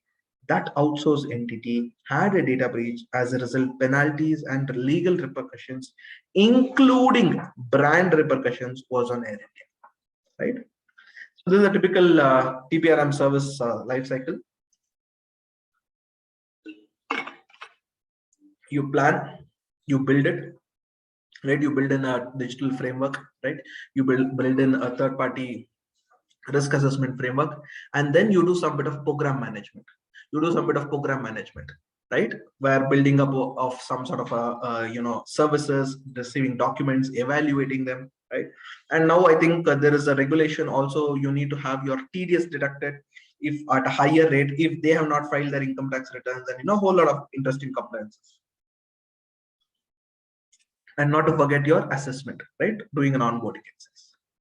So this is a typical scope which you could consider from a digital risk perspective: information security program, HR security, asset management, access control, cryptography, physical and environmental security, cyber security, compliance, resilience, subcontractor management. Subcontractor is if you have outsourced something to somebody and he has further outsourced. It happens many times. So this we call it as fourth party security risk. So we have a third party risk, which is vendor. You have the another layer, which is a fourth party security risk, right? So you need to be aware of all of this. And a typical security questionnaire could be like this. These are again available online. You can search. How does the information system development lifecycle work? How much the security incident management work? What about your business continuity? And various things like that. Now comes another hot cake in the market: data privacy. Now today, with more and more organizations using your data, there is a growing need in terms of how they collect the data and how they protect it. And that is where privacy becomes very handy. The privacy is all about information with regard to you. It could be your name, it could be your pet name, it could be your address, it could be a telephone number, IP, your biometric, it could be your health records. The question is, many of the organizations or many of the places you are filling up this information. Question is, how secure are they? Are they protecting this information? Or for the matter, you yourself are collecting this information. So question is, how secure are they? Are you collecting it in a secure way? Is there a possibility of error, somebody misusing it, somebody trying to take mischief out of it? You have hundreds of possibilities. So what are the common types of PII illustration has been given? How are you going to take care of it? And this is where your data privacy regulations come into place, right? Typically, these PIIs can be found in emails, documents, databases, your USB removable media, your backup files, your log files, right? So this is where you normally find them. So the biggest challenges, right? I need data today for monetization. I may probably rent a service, I may enhance a product, right? I may sell the data to somebody else, something which happened in the case of Facebook fiasco a few years back, right? And we also have indirect data monetization. Indirect data monetization Typically what happens is, somebody trying to make use of your data or cross-selling of your services. So you have bought a mobile phone, people who bought a mobile phone also bought these sort of earphones, right? These are the latest things which we would like to advise you with regarding your purchase. It's holiday season, winter season, why don't you purchase this? Based on your past history, you have done this. So coming up with various things which actually happens, right? So that is where your data privacy comes handy. Now you must be thinking, sir, how does this matter? How are we having a professional opportunity here? The first and foremost organizations have to do is they need to have a data privacy policy in place. How are they collecting data? What are they doing with data? How are they modifying it? Who's massaging it, right? And you have regulations in Europe called as the GDPR, General Data Privacy Regulations. Now here, the general data privacy regulations are so stringent, it clearly gives the right on the hand of the consumer. The consumer can decide what can be done, what cannot be done. That's the beauty. The consumer can decide what can be done, what cannot be done. Consumer meaning you and I. But certain times, our data is being held with them and we do not know to what extent it is held. And that is where it becomes challenging, right? So that is where it becomes very critical. So the focus is how do I safeguard the PII, and how am I using that PII? Is there a responsibility? Is there a focus, right? It could be even your friends' contact numbers, your credentials, etc., which we are safeguarding. How are we taking care of this? Let me tell you, globally, data privacy requirements are significantly increasing. In India, we have the Personal Data Protection Bill, which was proposed in the Parliament. Of course, just a week back, I think there was some discussion, we need to redraft it or relook into it, etc., etc. But be that as it may, this is something which will definitely take at least 22 years. One of the areas as a must watch out area. So these are generally the accepted principles. So this is something which you can audit the organization against, right? So first and foremost, do they have a policy? Is there a governance framework in place? Are customers notified in terms of how they try to handle the data, right? Are the customers given a checkbox, choice and consent? How are they collecting the data? How are they using the data? How are they retaining the data? How are they disposing the data? So these are all bunch of questions which you have to focus. Next, very important, who has access to data? Your access control. This is again linked back to your IT general controls. Are you giving the personal data to third parties? This is a very critical information, like in case of Air India. What is the embedded security? Do you have a qualitative environment or a qualitative setup, right? What is a monitoring and enforcement? So like this, there are a big list of items which is worthwhile one should be looking into. Now moving slowly from a little more in-depth from an information security standpoint. I know I'm going a little fast considering the time. I'll see how best I can, adjust. Of course, I've downsized the slides as well to make it very specific. Now, VAPT stands for Vulnerability Assessment Penetration Testing. Vulnerability assessment, the first part, is weakness analysis. Penetration testing is an attack analysis. VA is more of an internal exercise, PT is more of an external exercise. Now, what happens here? Here, what you're trying to do is you are trying to attack the system and bring down the system. But you will not literally bring it down, you'll bring it almost to bring it down, or you create a replica of the production system and you start attacking it. Instead of a hacker coming forward and attacking it, you hire people who can attack your own systems. So therefore, you can get to know what are the interesting vulnerabilities. And that is where your penetration testing becomes very interesting. Right? So vulnerability assessment is a review of network devices, servers, to identify vulnerabilities. Pen test is an external expert-driven exercise where you attack systems so that you can get to know whether the system is vulnerable or vulnerable. Does this require little more technical knowledge? The answer is 100% yes. It requires advanced knowledge in terms of IP, networking, security. So this is an area in cybersecurity which I would probably say which we have to take it as a pinch of salt, right? If you want to dwell deeper into it, you can definitely go ahead. But it requires some more bit of homework and specialization and going into that, right? You're relook into some part of your career. On the contrary, whatever we spoke of until now can be done, by minimal amount of training and, probably some bit of dedicated time maybe you're spending on this. ISO 27000. This is something which I spoke of, right? I was making a mention of how this area is actually evolving. ISO 27001 is a framework for information security management. So it's an information security management standard, ISMS.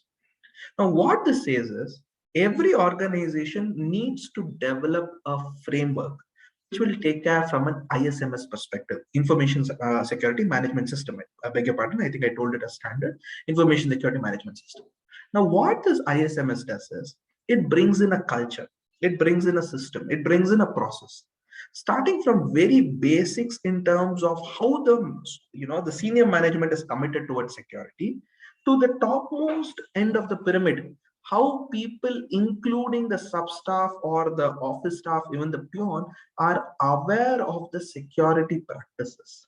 We don't expect them to be aware of high level security practices like DevOps or OWASP, etc.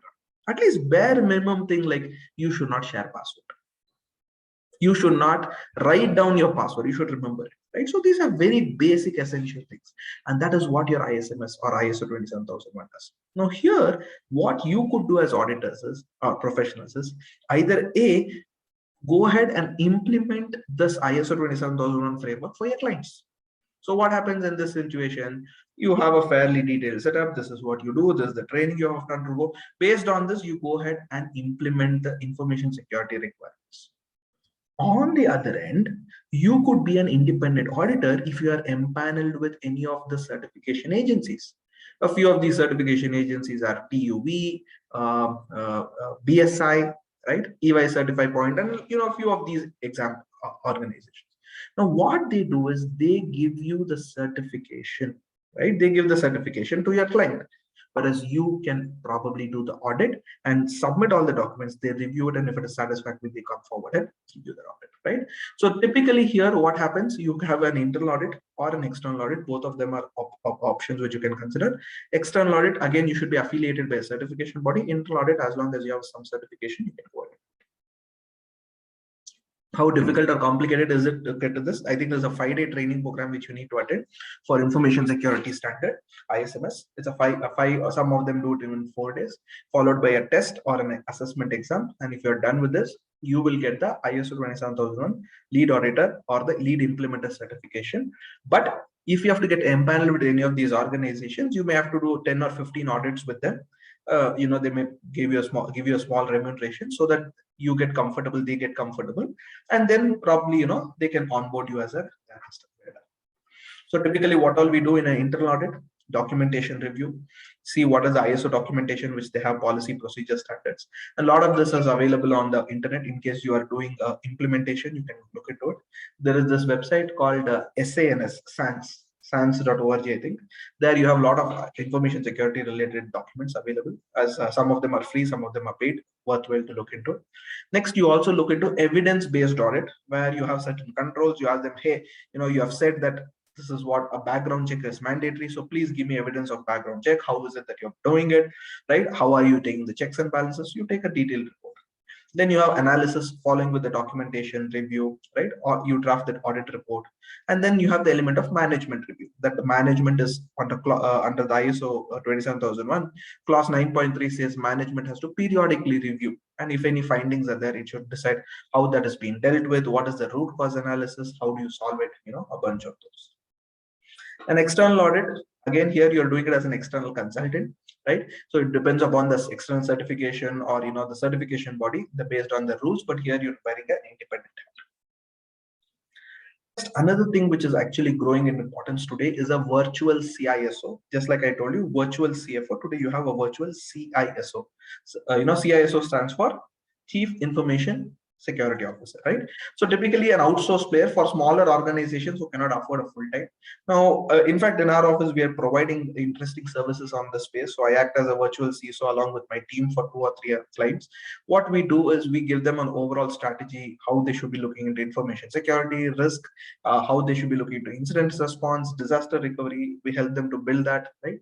Give an external expert opinion on certain aspects, build in an amount of resilience programs, so that even if the system is down for various reasons, they are able to within a short span get started, manage the development, rollout of the programs, be compliant with regulations, HIPAA, PCI, NASD, ISO, right?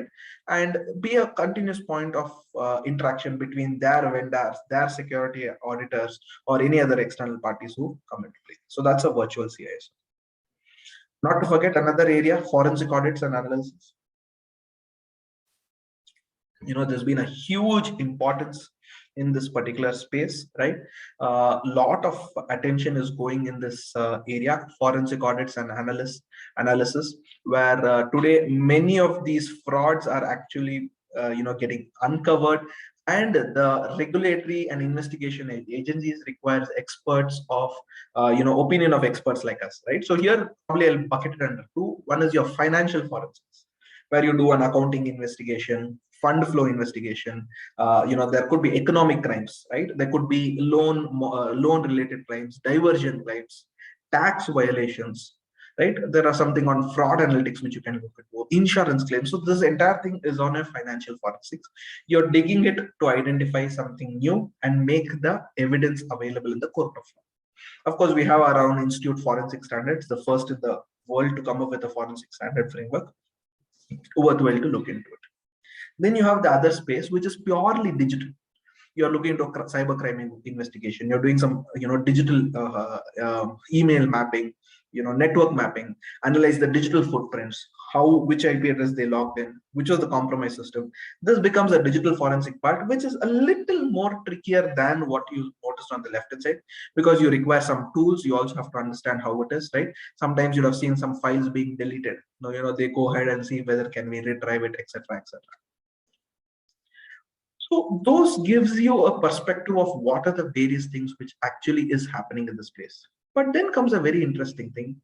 How do I get started? What is the next thing which I have to do, right?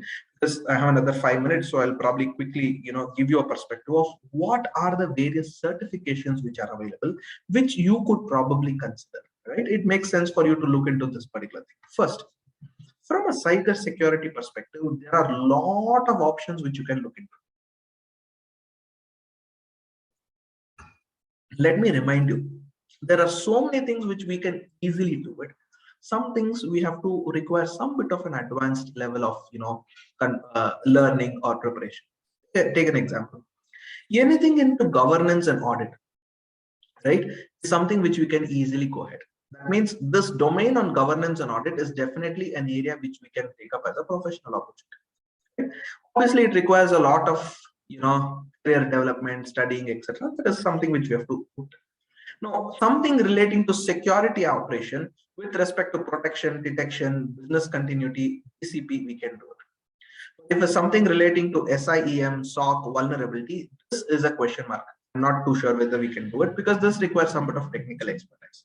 So maybe we have to probably look into it. Other area which we have to probably, we can probably look into is user education. Trying to train users, trying to give some services, training related services. Okay? So that's another space which you can do. The other area is a framework selection. Now, from a framework standpoint, what you can do, taking which framework is applicable, how can you enforce that framework, cloud security standard, ISO standard, NIST standard. This is another area which you can look into. Then you have what is called as a risk assessment, right? Third party and fourth party risk, something which I spoke of, is a easy area which we can enter into. Other areas we can, but it will require some amount of time. Right? So I'm just giving you certain perspectives where you can actually go ahead. Then you have your access control, privilege management, identity access management. You have something on the federated security and cloud security. You have something on data protection, right? So these are again areas which you can look into. Architecture, cryptography, secure development may take a little longer, right? So basically, if you notice in this entire broad cybersecurity domain framework, there is more than 50 to 60% of the work which we can do, right? And this is where you get an idea. Okay, there are so many untapped areas, right? It is worthwhile for you to go ahead and read up on this. So the first thing which you need to do is first identify what it is. It is more of a discovery analysis. Oh, aisa hai, waisa hai, figure out there are a lot of options like this. Beyond your tax and GST, that there is something which is lined up. Some people ask me, sir, I am almost 45, 50 plus or 60 plus. At this point in time, can I look into it? I will leave the choice to yours. I have noticed various people, even at 50, 60 years, they have changed their career. Joe Biden, the USA, the American president, right? He's the oldest American president, right? His career started off at 70 years as a president. So careers can keep on taking twists and turns, right? It's the focus on where we want to head into. Probably set aside, okay, this is my roti kapda makan, this is coming through. I'll probably start exploring something new, worthwhile to look into it. So what are the, okay, sorry, let me erase these annotations, otherwise it becomes too clumsy. From a certification perspective, what are the things which you can look up, right? So each of this, if you notice on the left hand side, there is this information security, network security, and speaks from advanced to expert, right? So look into the areas of advanced and expert, you will get a bunch of good certifications. Of course, the intermediate and the first two for a beginner novice are all certifications given by this agency called COMPTIA. Fairly like how we have NIIT in India, CompTIA is a fairly globally accepted certification, but not every certification is given by them. Many of them are even given by third parties, right? In this, I would suggest look specifically into this particular domain where you have or this particular area, right? In this, you have your CISA, right? This, you have something called as a CGET, CSIM, CISSP. These 3 or 4 certifications are considered to be very standard. Of course, CSIM CSIM and CISSP are more into security. CGET is more into governance, so it makes sense. You also have something called a C-risk. I'm not sure whether it's covered here. Probably it may be covered in one of the slides following, right? So these are areas which you could definitely look at. There's another security, another different perspective. Of course, I'll just give you this chart. It talks about advanced layer, etc.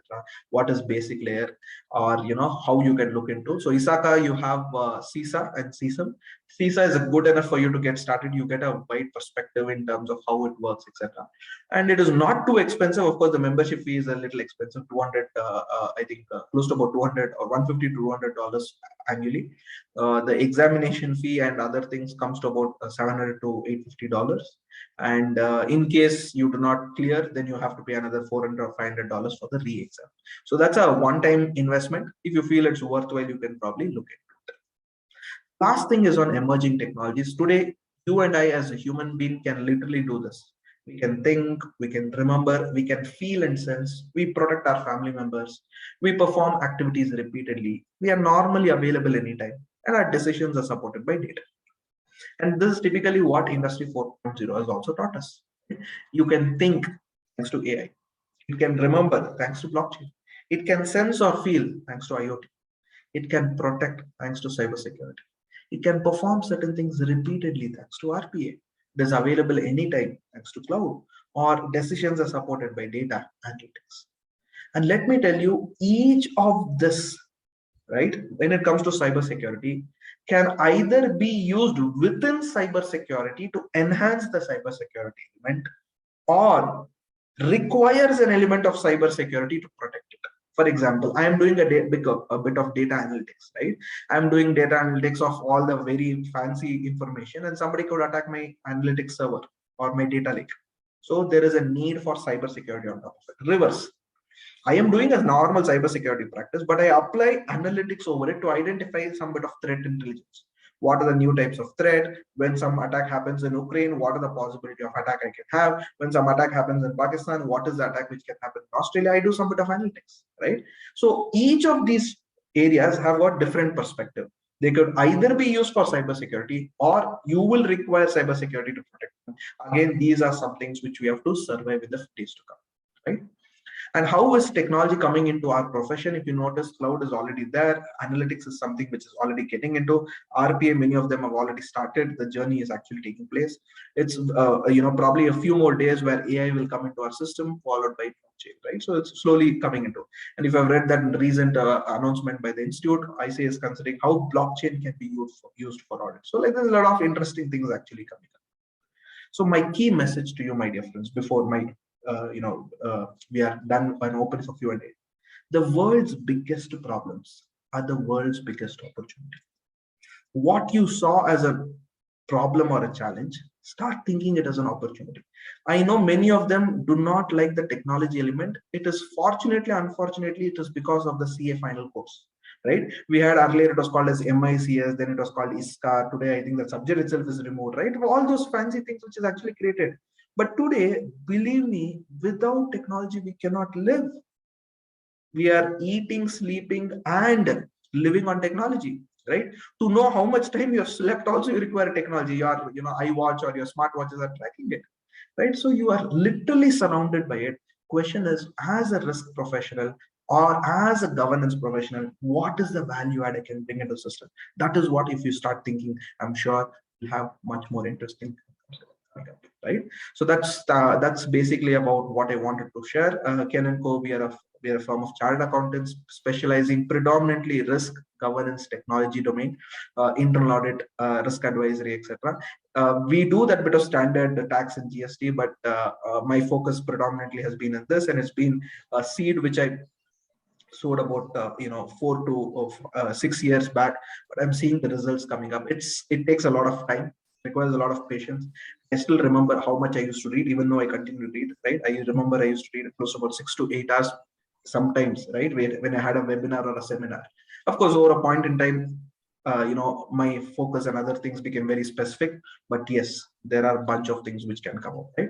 And these are a few illustrative services which we provide. This is just to give you an idea what all is possible in cybersecurity, right?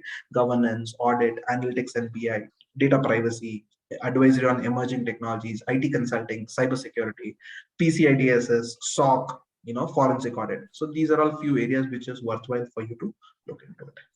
On that note, I hope the session was useful. I will be very happy if there are any questions. I see a couple of messages coming in the chat window. I'll definitely take it up. But thank you so much. Please be in touch. I will be sharing my LinkedIn and my email credentials. And it's been a wonderful an hour and a half discussion. And I hope you found it useful as well. Happy to take your feedback and happy to be in touch. Thank you. Yes, Mr. Narasimhan, you can stop sharing, then we can take the question answer. You can take the question answer.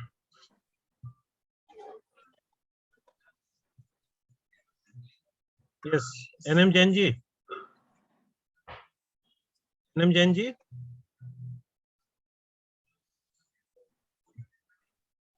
Mr. Jain, are you there? Okay. So can you, sir, take the question answer from the chat? If you are you able to? No problem, sir. I'll just go on the first question. Yeah. I think this has come from Preeti Agarwal.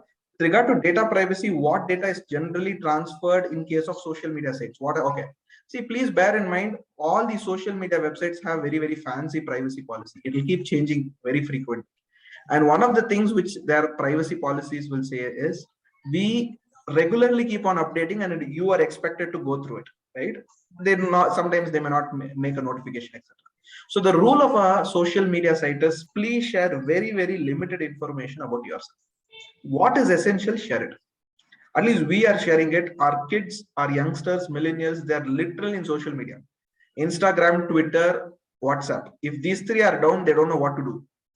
If these three are down, I'm telling you, they don't know what to do. That is the level of extent they are dependent on it.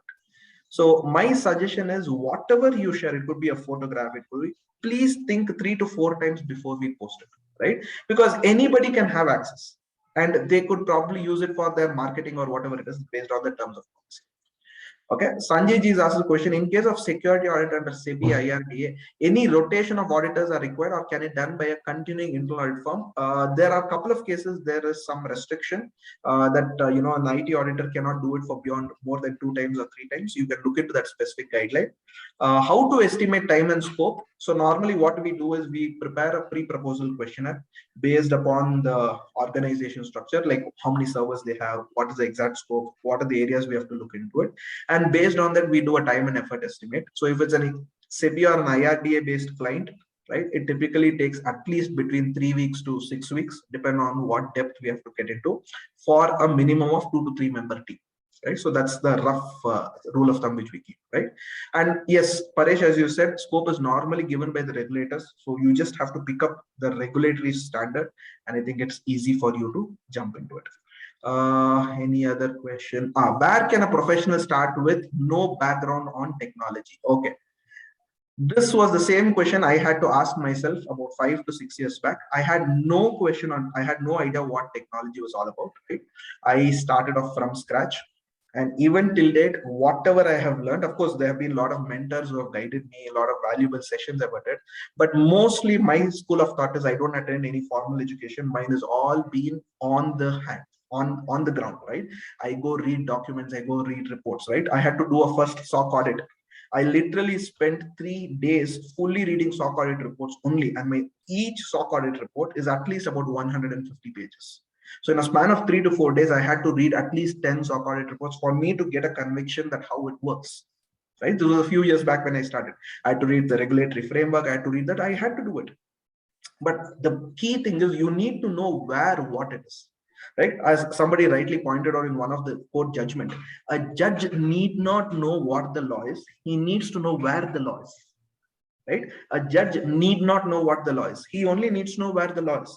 Because if he goes and points out to the law, then he will interpret it. It is not practical for a judge to remember every element or every quote of every point of justice, every point of the law. Right? So when we suggest client to do an audit, we need to determine scope, sampling methodology, regulator generally, which is not sufficient. Correct us on the methodology overall scope. Sanjay ji, there is a beautiful IT audit manual available online. You can just search IT audit manual, look at the approach. My suggestion is 3 things. First, in terms of scope, I would have spoken even whenever I do my sessions. In terms of scope, first identify what is the broad layer of applications which are available. Second, what is the extent of testing? Are you going to do only an inquiry based and some bit of basic testing?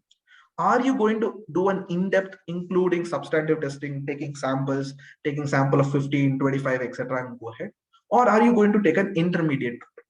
So these two are fundamental questions. And third is, of course, budget and time. What is the budget and time available, right? So you always plan for the higher thing. You propose that. Many a times client will say downsize, and he'll ultimately come to a smaller budget, right? And sometimes clients will say, okay, last year only you did it. This time don't do it the next year.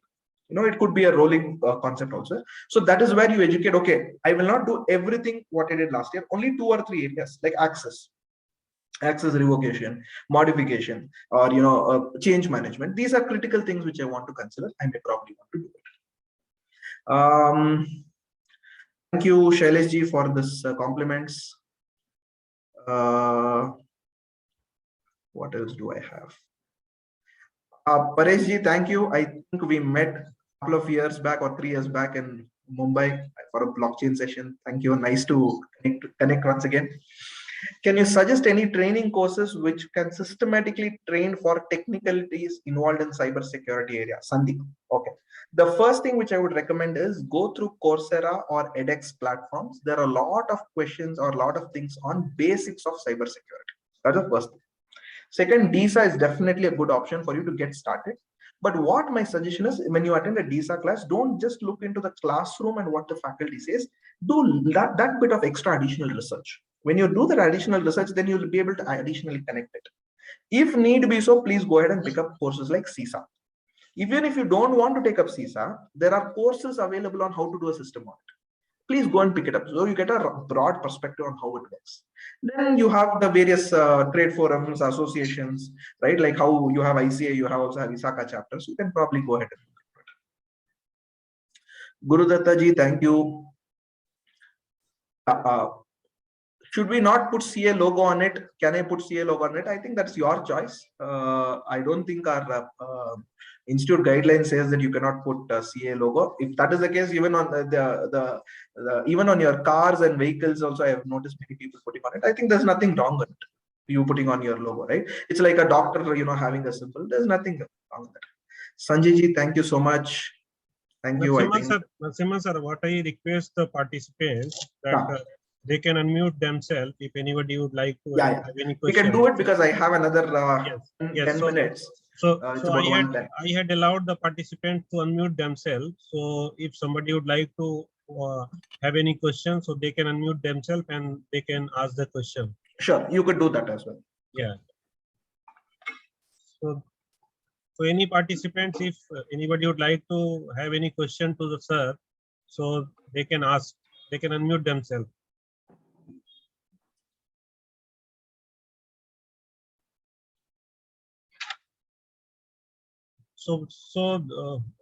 If somebody is asking, sir, I had one question. So nowadays, lot of bank frauds are happening online. So sometimes the hacker is asking, majorly it happens with the older people account, and they are pressurizing themselves. They are telling that I'm calling from the bank. Your debit card is going to expire. You will get some kind of password and you have to share that and all those things. And sometimes without having the password also, the money is going from the account. So with my practical experience with my known people, if without saying the password, if your account has been debited, so that money normally comes back to the account if you are doing the proper complaint to the bank and all. But whenever you are saying, the hacker is asking you the password and you are telling the password on pressure or whatever tactics, so in those cases generally banks are denying to pay back the amount. So I just want your view on this, how to protect, how the participants can protect themselves. Okay, so there is a beautiful guideline which is there from RBI. RBI comes up with 3 scenarios in terms of frauds performed by somebody else. Okay, the first type of a fraud is where there is no negligence by customer. The word very important, negligence by customer. And negligence includes sharing of passwords, all of those. So if you have done nothing, I'll give a simple example. You had a debit card, you gave it to the bellboy, ask him to swipe and come back. Right? Now you were there, you entered the OTP, whatever. For some reason, he actually swiped that into another machine, which was synchronized, whatever, created a cloning card. Now, this is an example where you try to be as cautious as possible, but still that fellow tried to, without your knowledge, he was trying to do it. So it is not a mistake from your end. You will be entitled for the entire refund of money, provided the complaint comes within, I think, 24 hours or 48 hours. There is one prescribed date. Scenario number 1. Scenario number 2, if there has been some amount of negligence, right, there is a amount up to which only, and there's only a proportion based upon which only they will entertain. But there has been a complete negligence, the banks will not even take it. Okay. And there's a beautiful guide and a circular. You can just look into it. They come up with 3 different scenarios. It was coincidental that I was reading the circular just 3 days back for another friend who actually lost out on the same lines. So basically, sir, in your understanding, what are the precautions one should keep so that it could not happen? So basically, 2, 3. Rule number one, have limited debit cards and credit cards. Rule number 1, have limited debit cards and credit cards. Rule number 2, have limited bank accounts with net banking facility and block the net banking facility unless it is necessary. Rule number 2. Rule number 3, be very cautious when you're using your card or UPI. Your card or UPI, please be very cautious. Where are you using it? How are you using it? Please be cautious. If possible, avoid that card concept called tap and pay, where you tap it automatically up to 5,000 rupees based on RBI guidelines. You can, without entering OTP, it can actually take it. So you're going on an elevator, somebody can come near you, and with the tap and pay, they can actually make a fraud. So there is a possibility of a risk. That is why RBI has accepted only up to 5,000 rupees. Earlier it is 2,000 rupees. You also have an option to disable it. Fourth, many of the banks today are coming up with a feature where you block online access. So until you activate that online access, and it takes 2 seconds extra for you, right? You cannot transact with anything. Fifth, the account which has digital access, keep limited amount of funds. The account which has digital access, keep limited amount of funds. You can have multiple accounts, right? The choice is yours.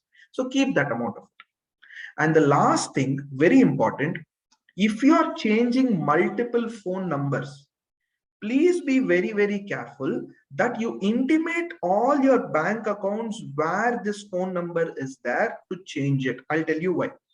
If you have changed the phone number earlier, few years back, once a number is given to you, it will remain for you for permanently. But then the number of people with mobile phone increased significantly. So what happened? You had to recycle the phone numbers. So as per the TRAI regulations, for a period of 6 months, you cannot use the same phone number. After that, you can use it. I'll give you one classical example. I had one extra XYZ connection. I had never used it and I surrendered it.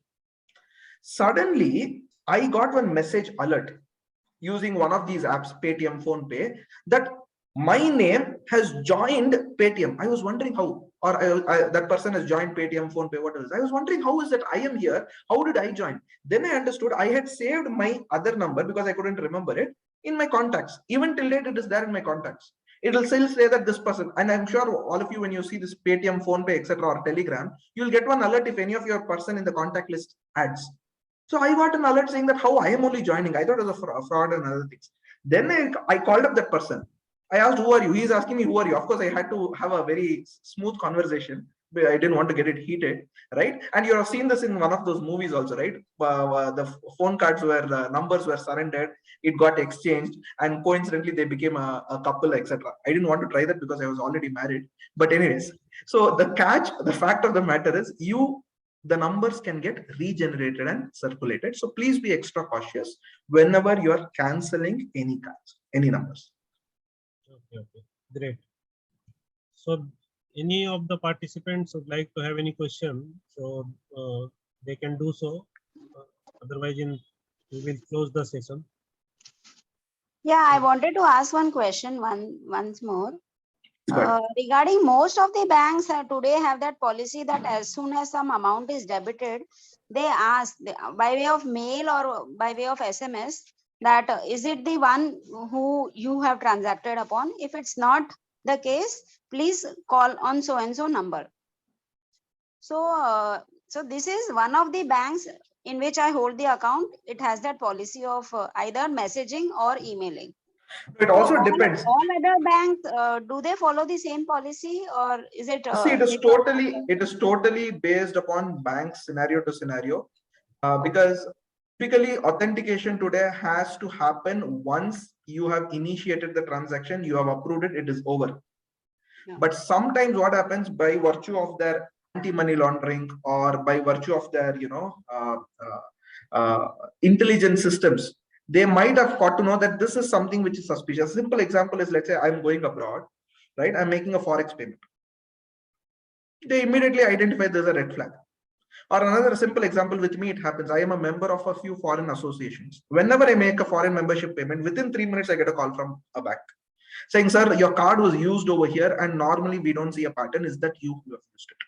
So it is more of not a preventive setup. It is more of a post-mortem analysis, because the banks has the power. If it happens within some time, they can reverse it. And if the banks do not reverse it, the bank has to bear the loss, provided it is not a fault of the customer. So for those reasons, they actually come forward and voluntarily start. So Narasimhan sir, I just want to add, being ex-banker, one more thing I just want to add. Suppose a customer had not activated for SMS banking. So for SMS banking, banks are charging some yearly amount or some monthly amount. Correct. So then the customer will not get the SMS alert. So it is not, it depends on bank and based on the customer also, what facility you had asked. Suppose, for example, when you had filled the form to open the account, or subsequently you had not added your mail ID. So how the bank can intimate you if anything happens? So these are the two examples where even if the bank want to tell you through SMS or mails, they are unable to do. Of course, their call center can call you, depend on the process of the transaction, as you mentioned that it was a foreign transaction. So if it is not in trend, then they will call. Otherwise, if you are regularly taking out, withdrawing the money, say 1 lakh rupees, even if, then also they will not call. So it all depends on the banks also. And also, please bear in mind, many of the banks also have a facility up to a particular limit. Beyond that, only they will give you a notification. Right. Let's say you receive up to 2,000 or 4,000 rupees, they don't sell it because the cost for them is much higher. Right. So that is also something which you have to be cautious of. Right. So any other member who would like to have any question? And since you asked this question, I'm just sharing the circular on the chat window for everybody to have a look into it. You can just go through it. It talks about 3 scenarios: zero liability of a customer, where there is no fraud or negligence or deficiency on the part of the bank as well as the customer. Okay. Right? and if it is reported within 3 working days. Customer liability will be limited in few scenarios where they've given the maximum amount of liability. Okay. It's a worthwhile table which you can look into. It's a small circular. Please do go through it. Okay. So I think there are no questions further to the participants. So it was a wonderful session, sir, and participants have learned a lot. And this is the need of the hour for we chartered accountant as well as the general person also. In fact, last year during the COVID, we did a session on this bank fraud and all. So while doing the session only, there was a one female participants at the age of around 60 years. So there was 17,000 rupees debited at that point of time only while happening the webinar has been debited. So immediately we had supported them, and fortunately she got her money back. Let me also remind you, many cases these are targeted based on only the age group, based on certain things. You will be surprised. One of the cases, it happened with a retired army officer. He was close to about 90 years. They came to, in fact, they came to their house, took the signature and went, saying that, you know, because you are an army officer, we wanted to respect you, we came here. So it's all the tactics which fraudsters use. Right. The only simple rule is nobody does anything for free. Whatever you do, please do that extra bit of caution. Extra bit of caution. That is more than sufficient. Right. So now I request our deputy convener, CA Jayesh Thakkar ji, to give a formal vote of thanks. Over to you, Jayesh ji. Thank you, Krishna ji. So, but before the vote of thanks, I must appreciate our today's speaker, CA Narasimhan ji, because he initially we allotted 2 hours time for the current today's topic, but with a very short notice, we decided to have the condolence meeting for our beloved departed soul of our Sunil Patodia ji, and with the short notice, he agreed to allot most of his allowed 30 minutes of his time for this our condolence meeting. So thank you, Narasimhan ji, for your gratitude you have shown. And we also thank the members also who participated at large for that condolence meeting at the beginning. So now regarding the today's knowledge sessions on these professional opportunities for the professional opportunity in the cyber security, sir, thank you very much for your words of wisdom. We know that the opportunities are the ample. Many people, they mistakenly having the perceptions that the cyber security is not applicable to everyone. But after listening to you, I must say the cyber security is applicable to each and everyone who are on the internet. So today's life without internet, it is impossible. So that's why the scope in the cyber security is to each of one of us having the ample of opportunities, and sir has conveyed his message and the professional opportunities as well as the academical courses, whatever it is available for which the professionals should look for it. And thank you very much for the words of wisdom and accepting our invitation. So on behalf of our JB Nagar CP Study Circle and on behalf of all of our members, we convey propose a hearty vote of thanks with a round applause. Thank you very much, sir, for giving your valuable time. We also thank the today's coordinator Jain Saab, Sajan Kanodia sir, and all the members for gathering in the large number. It's already 1:30 on the Sunday afternoon, so you can imagine the importance of the topic. Thank you very much to all. Over to you, Krishna ji. Thank you, sir, once again to spare your time on this Sunday morning and allowing us to have our CCM and core group member CA Sunil Patodia ji's Shraddhanjali meeting. Thanks a lot. And now, with your permission, we are closing the session. Thanks a lot. Thank you. Thank you. Thank you.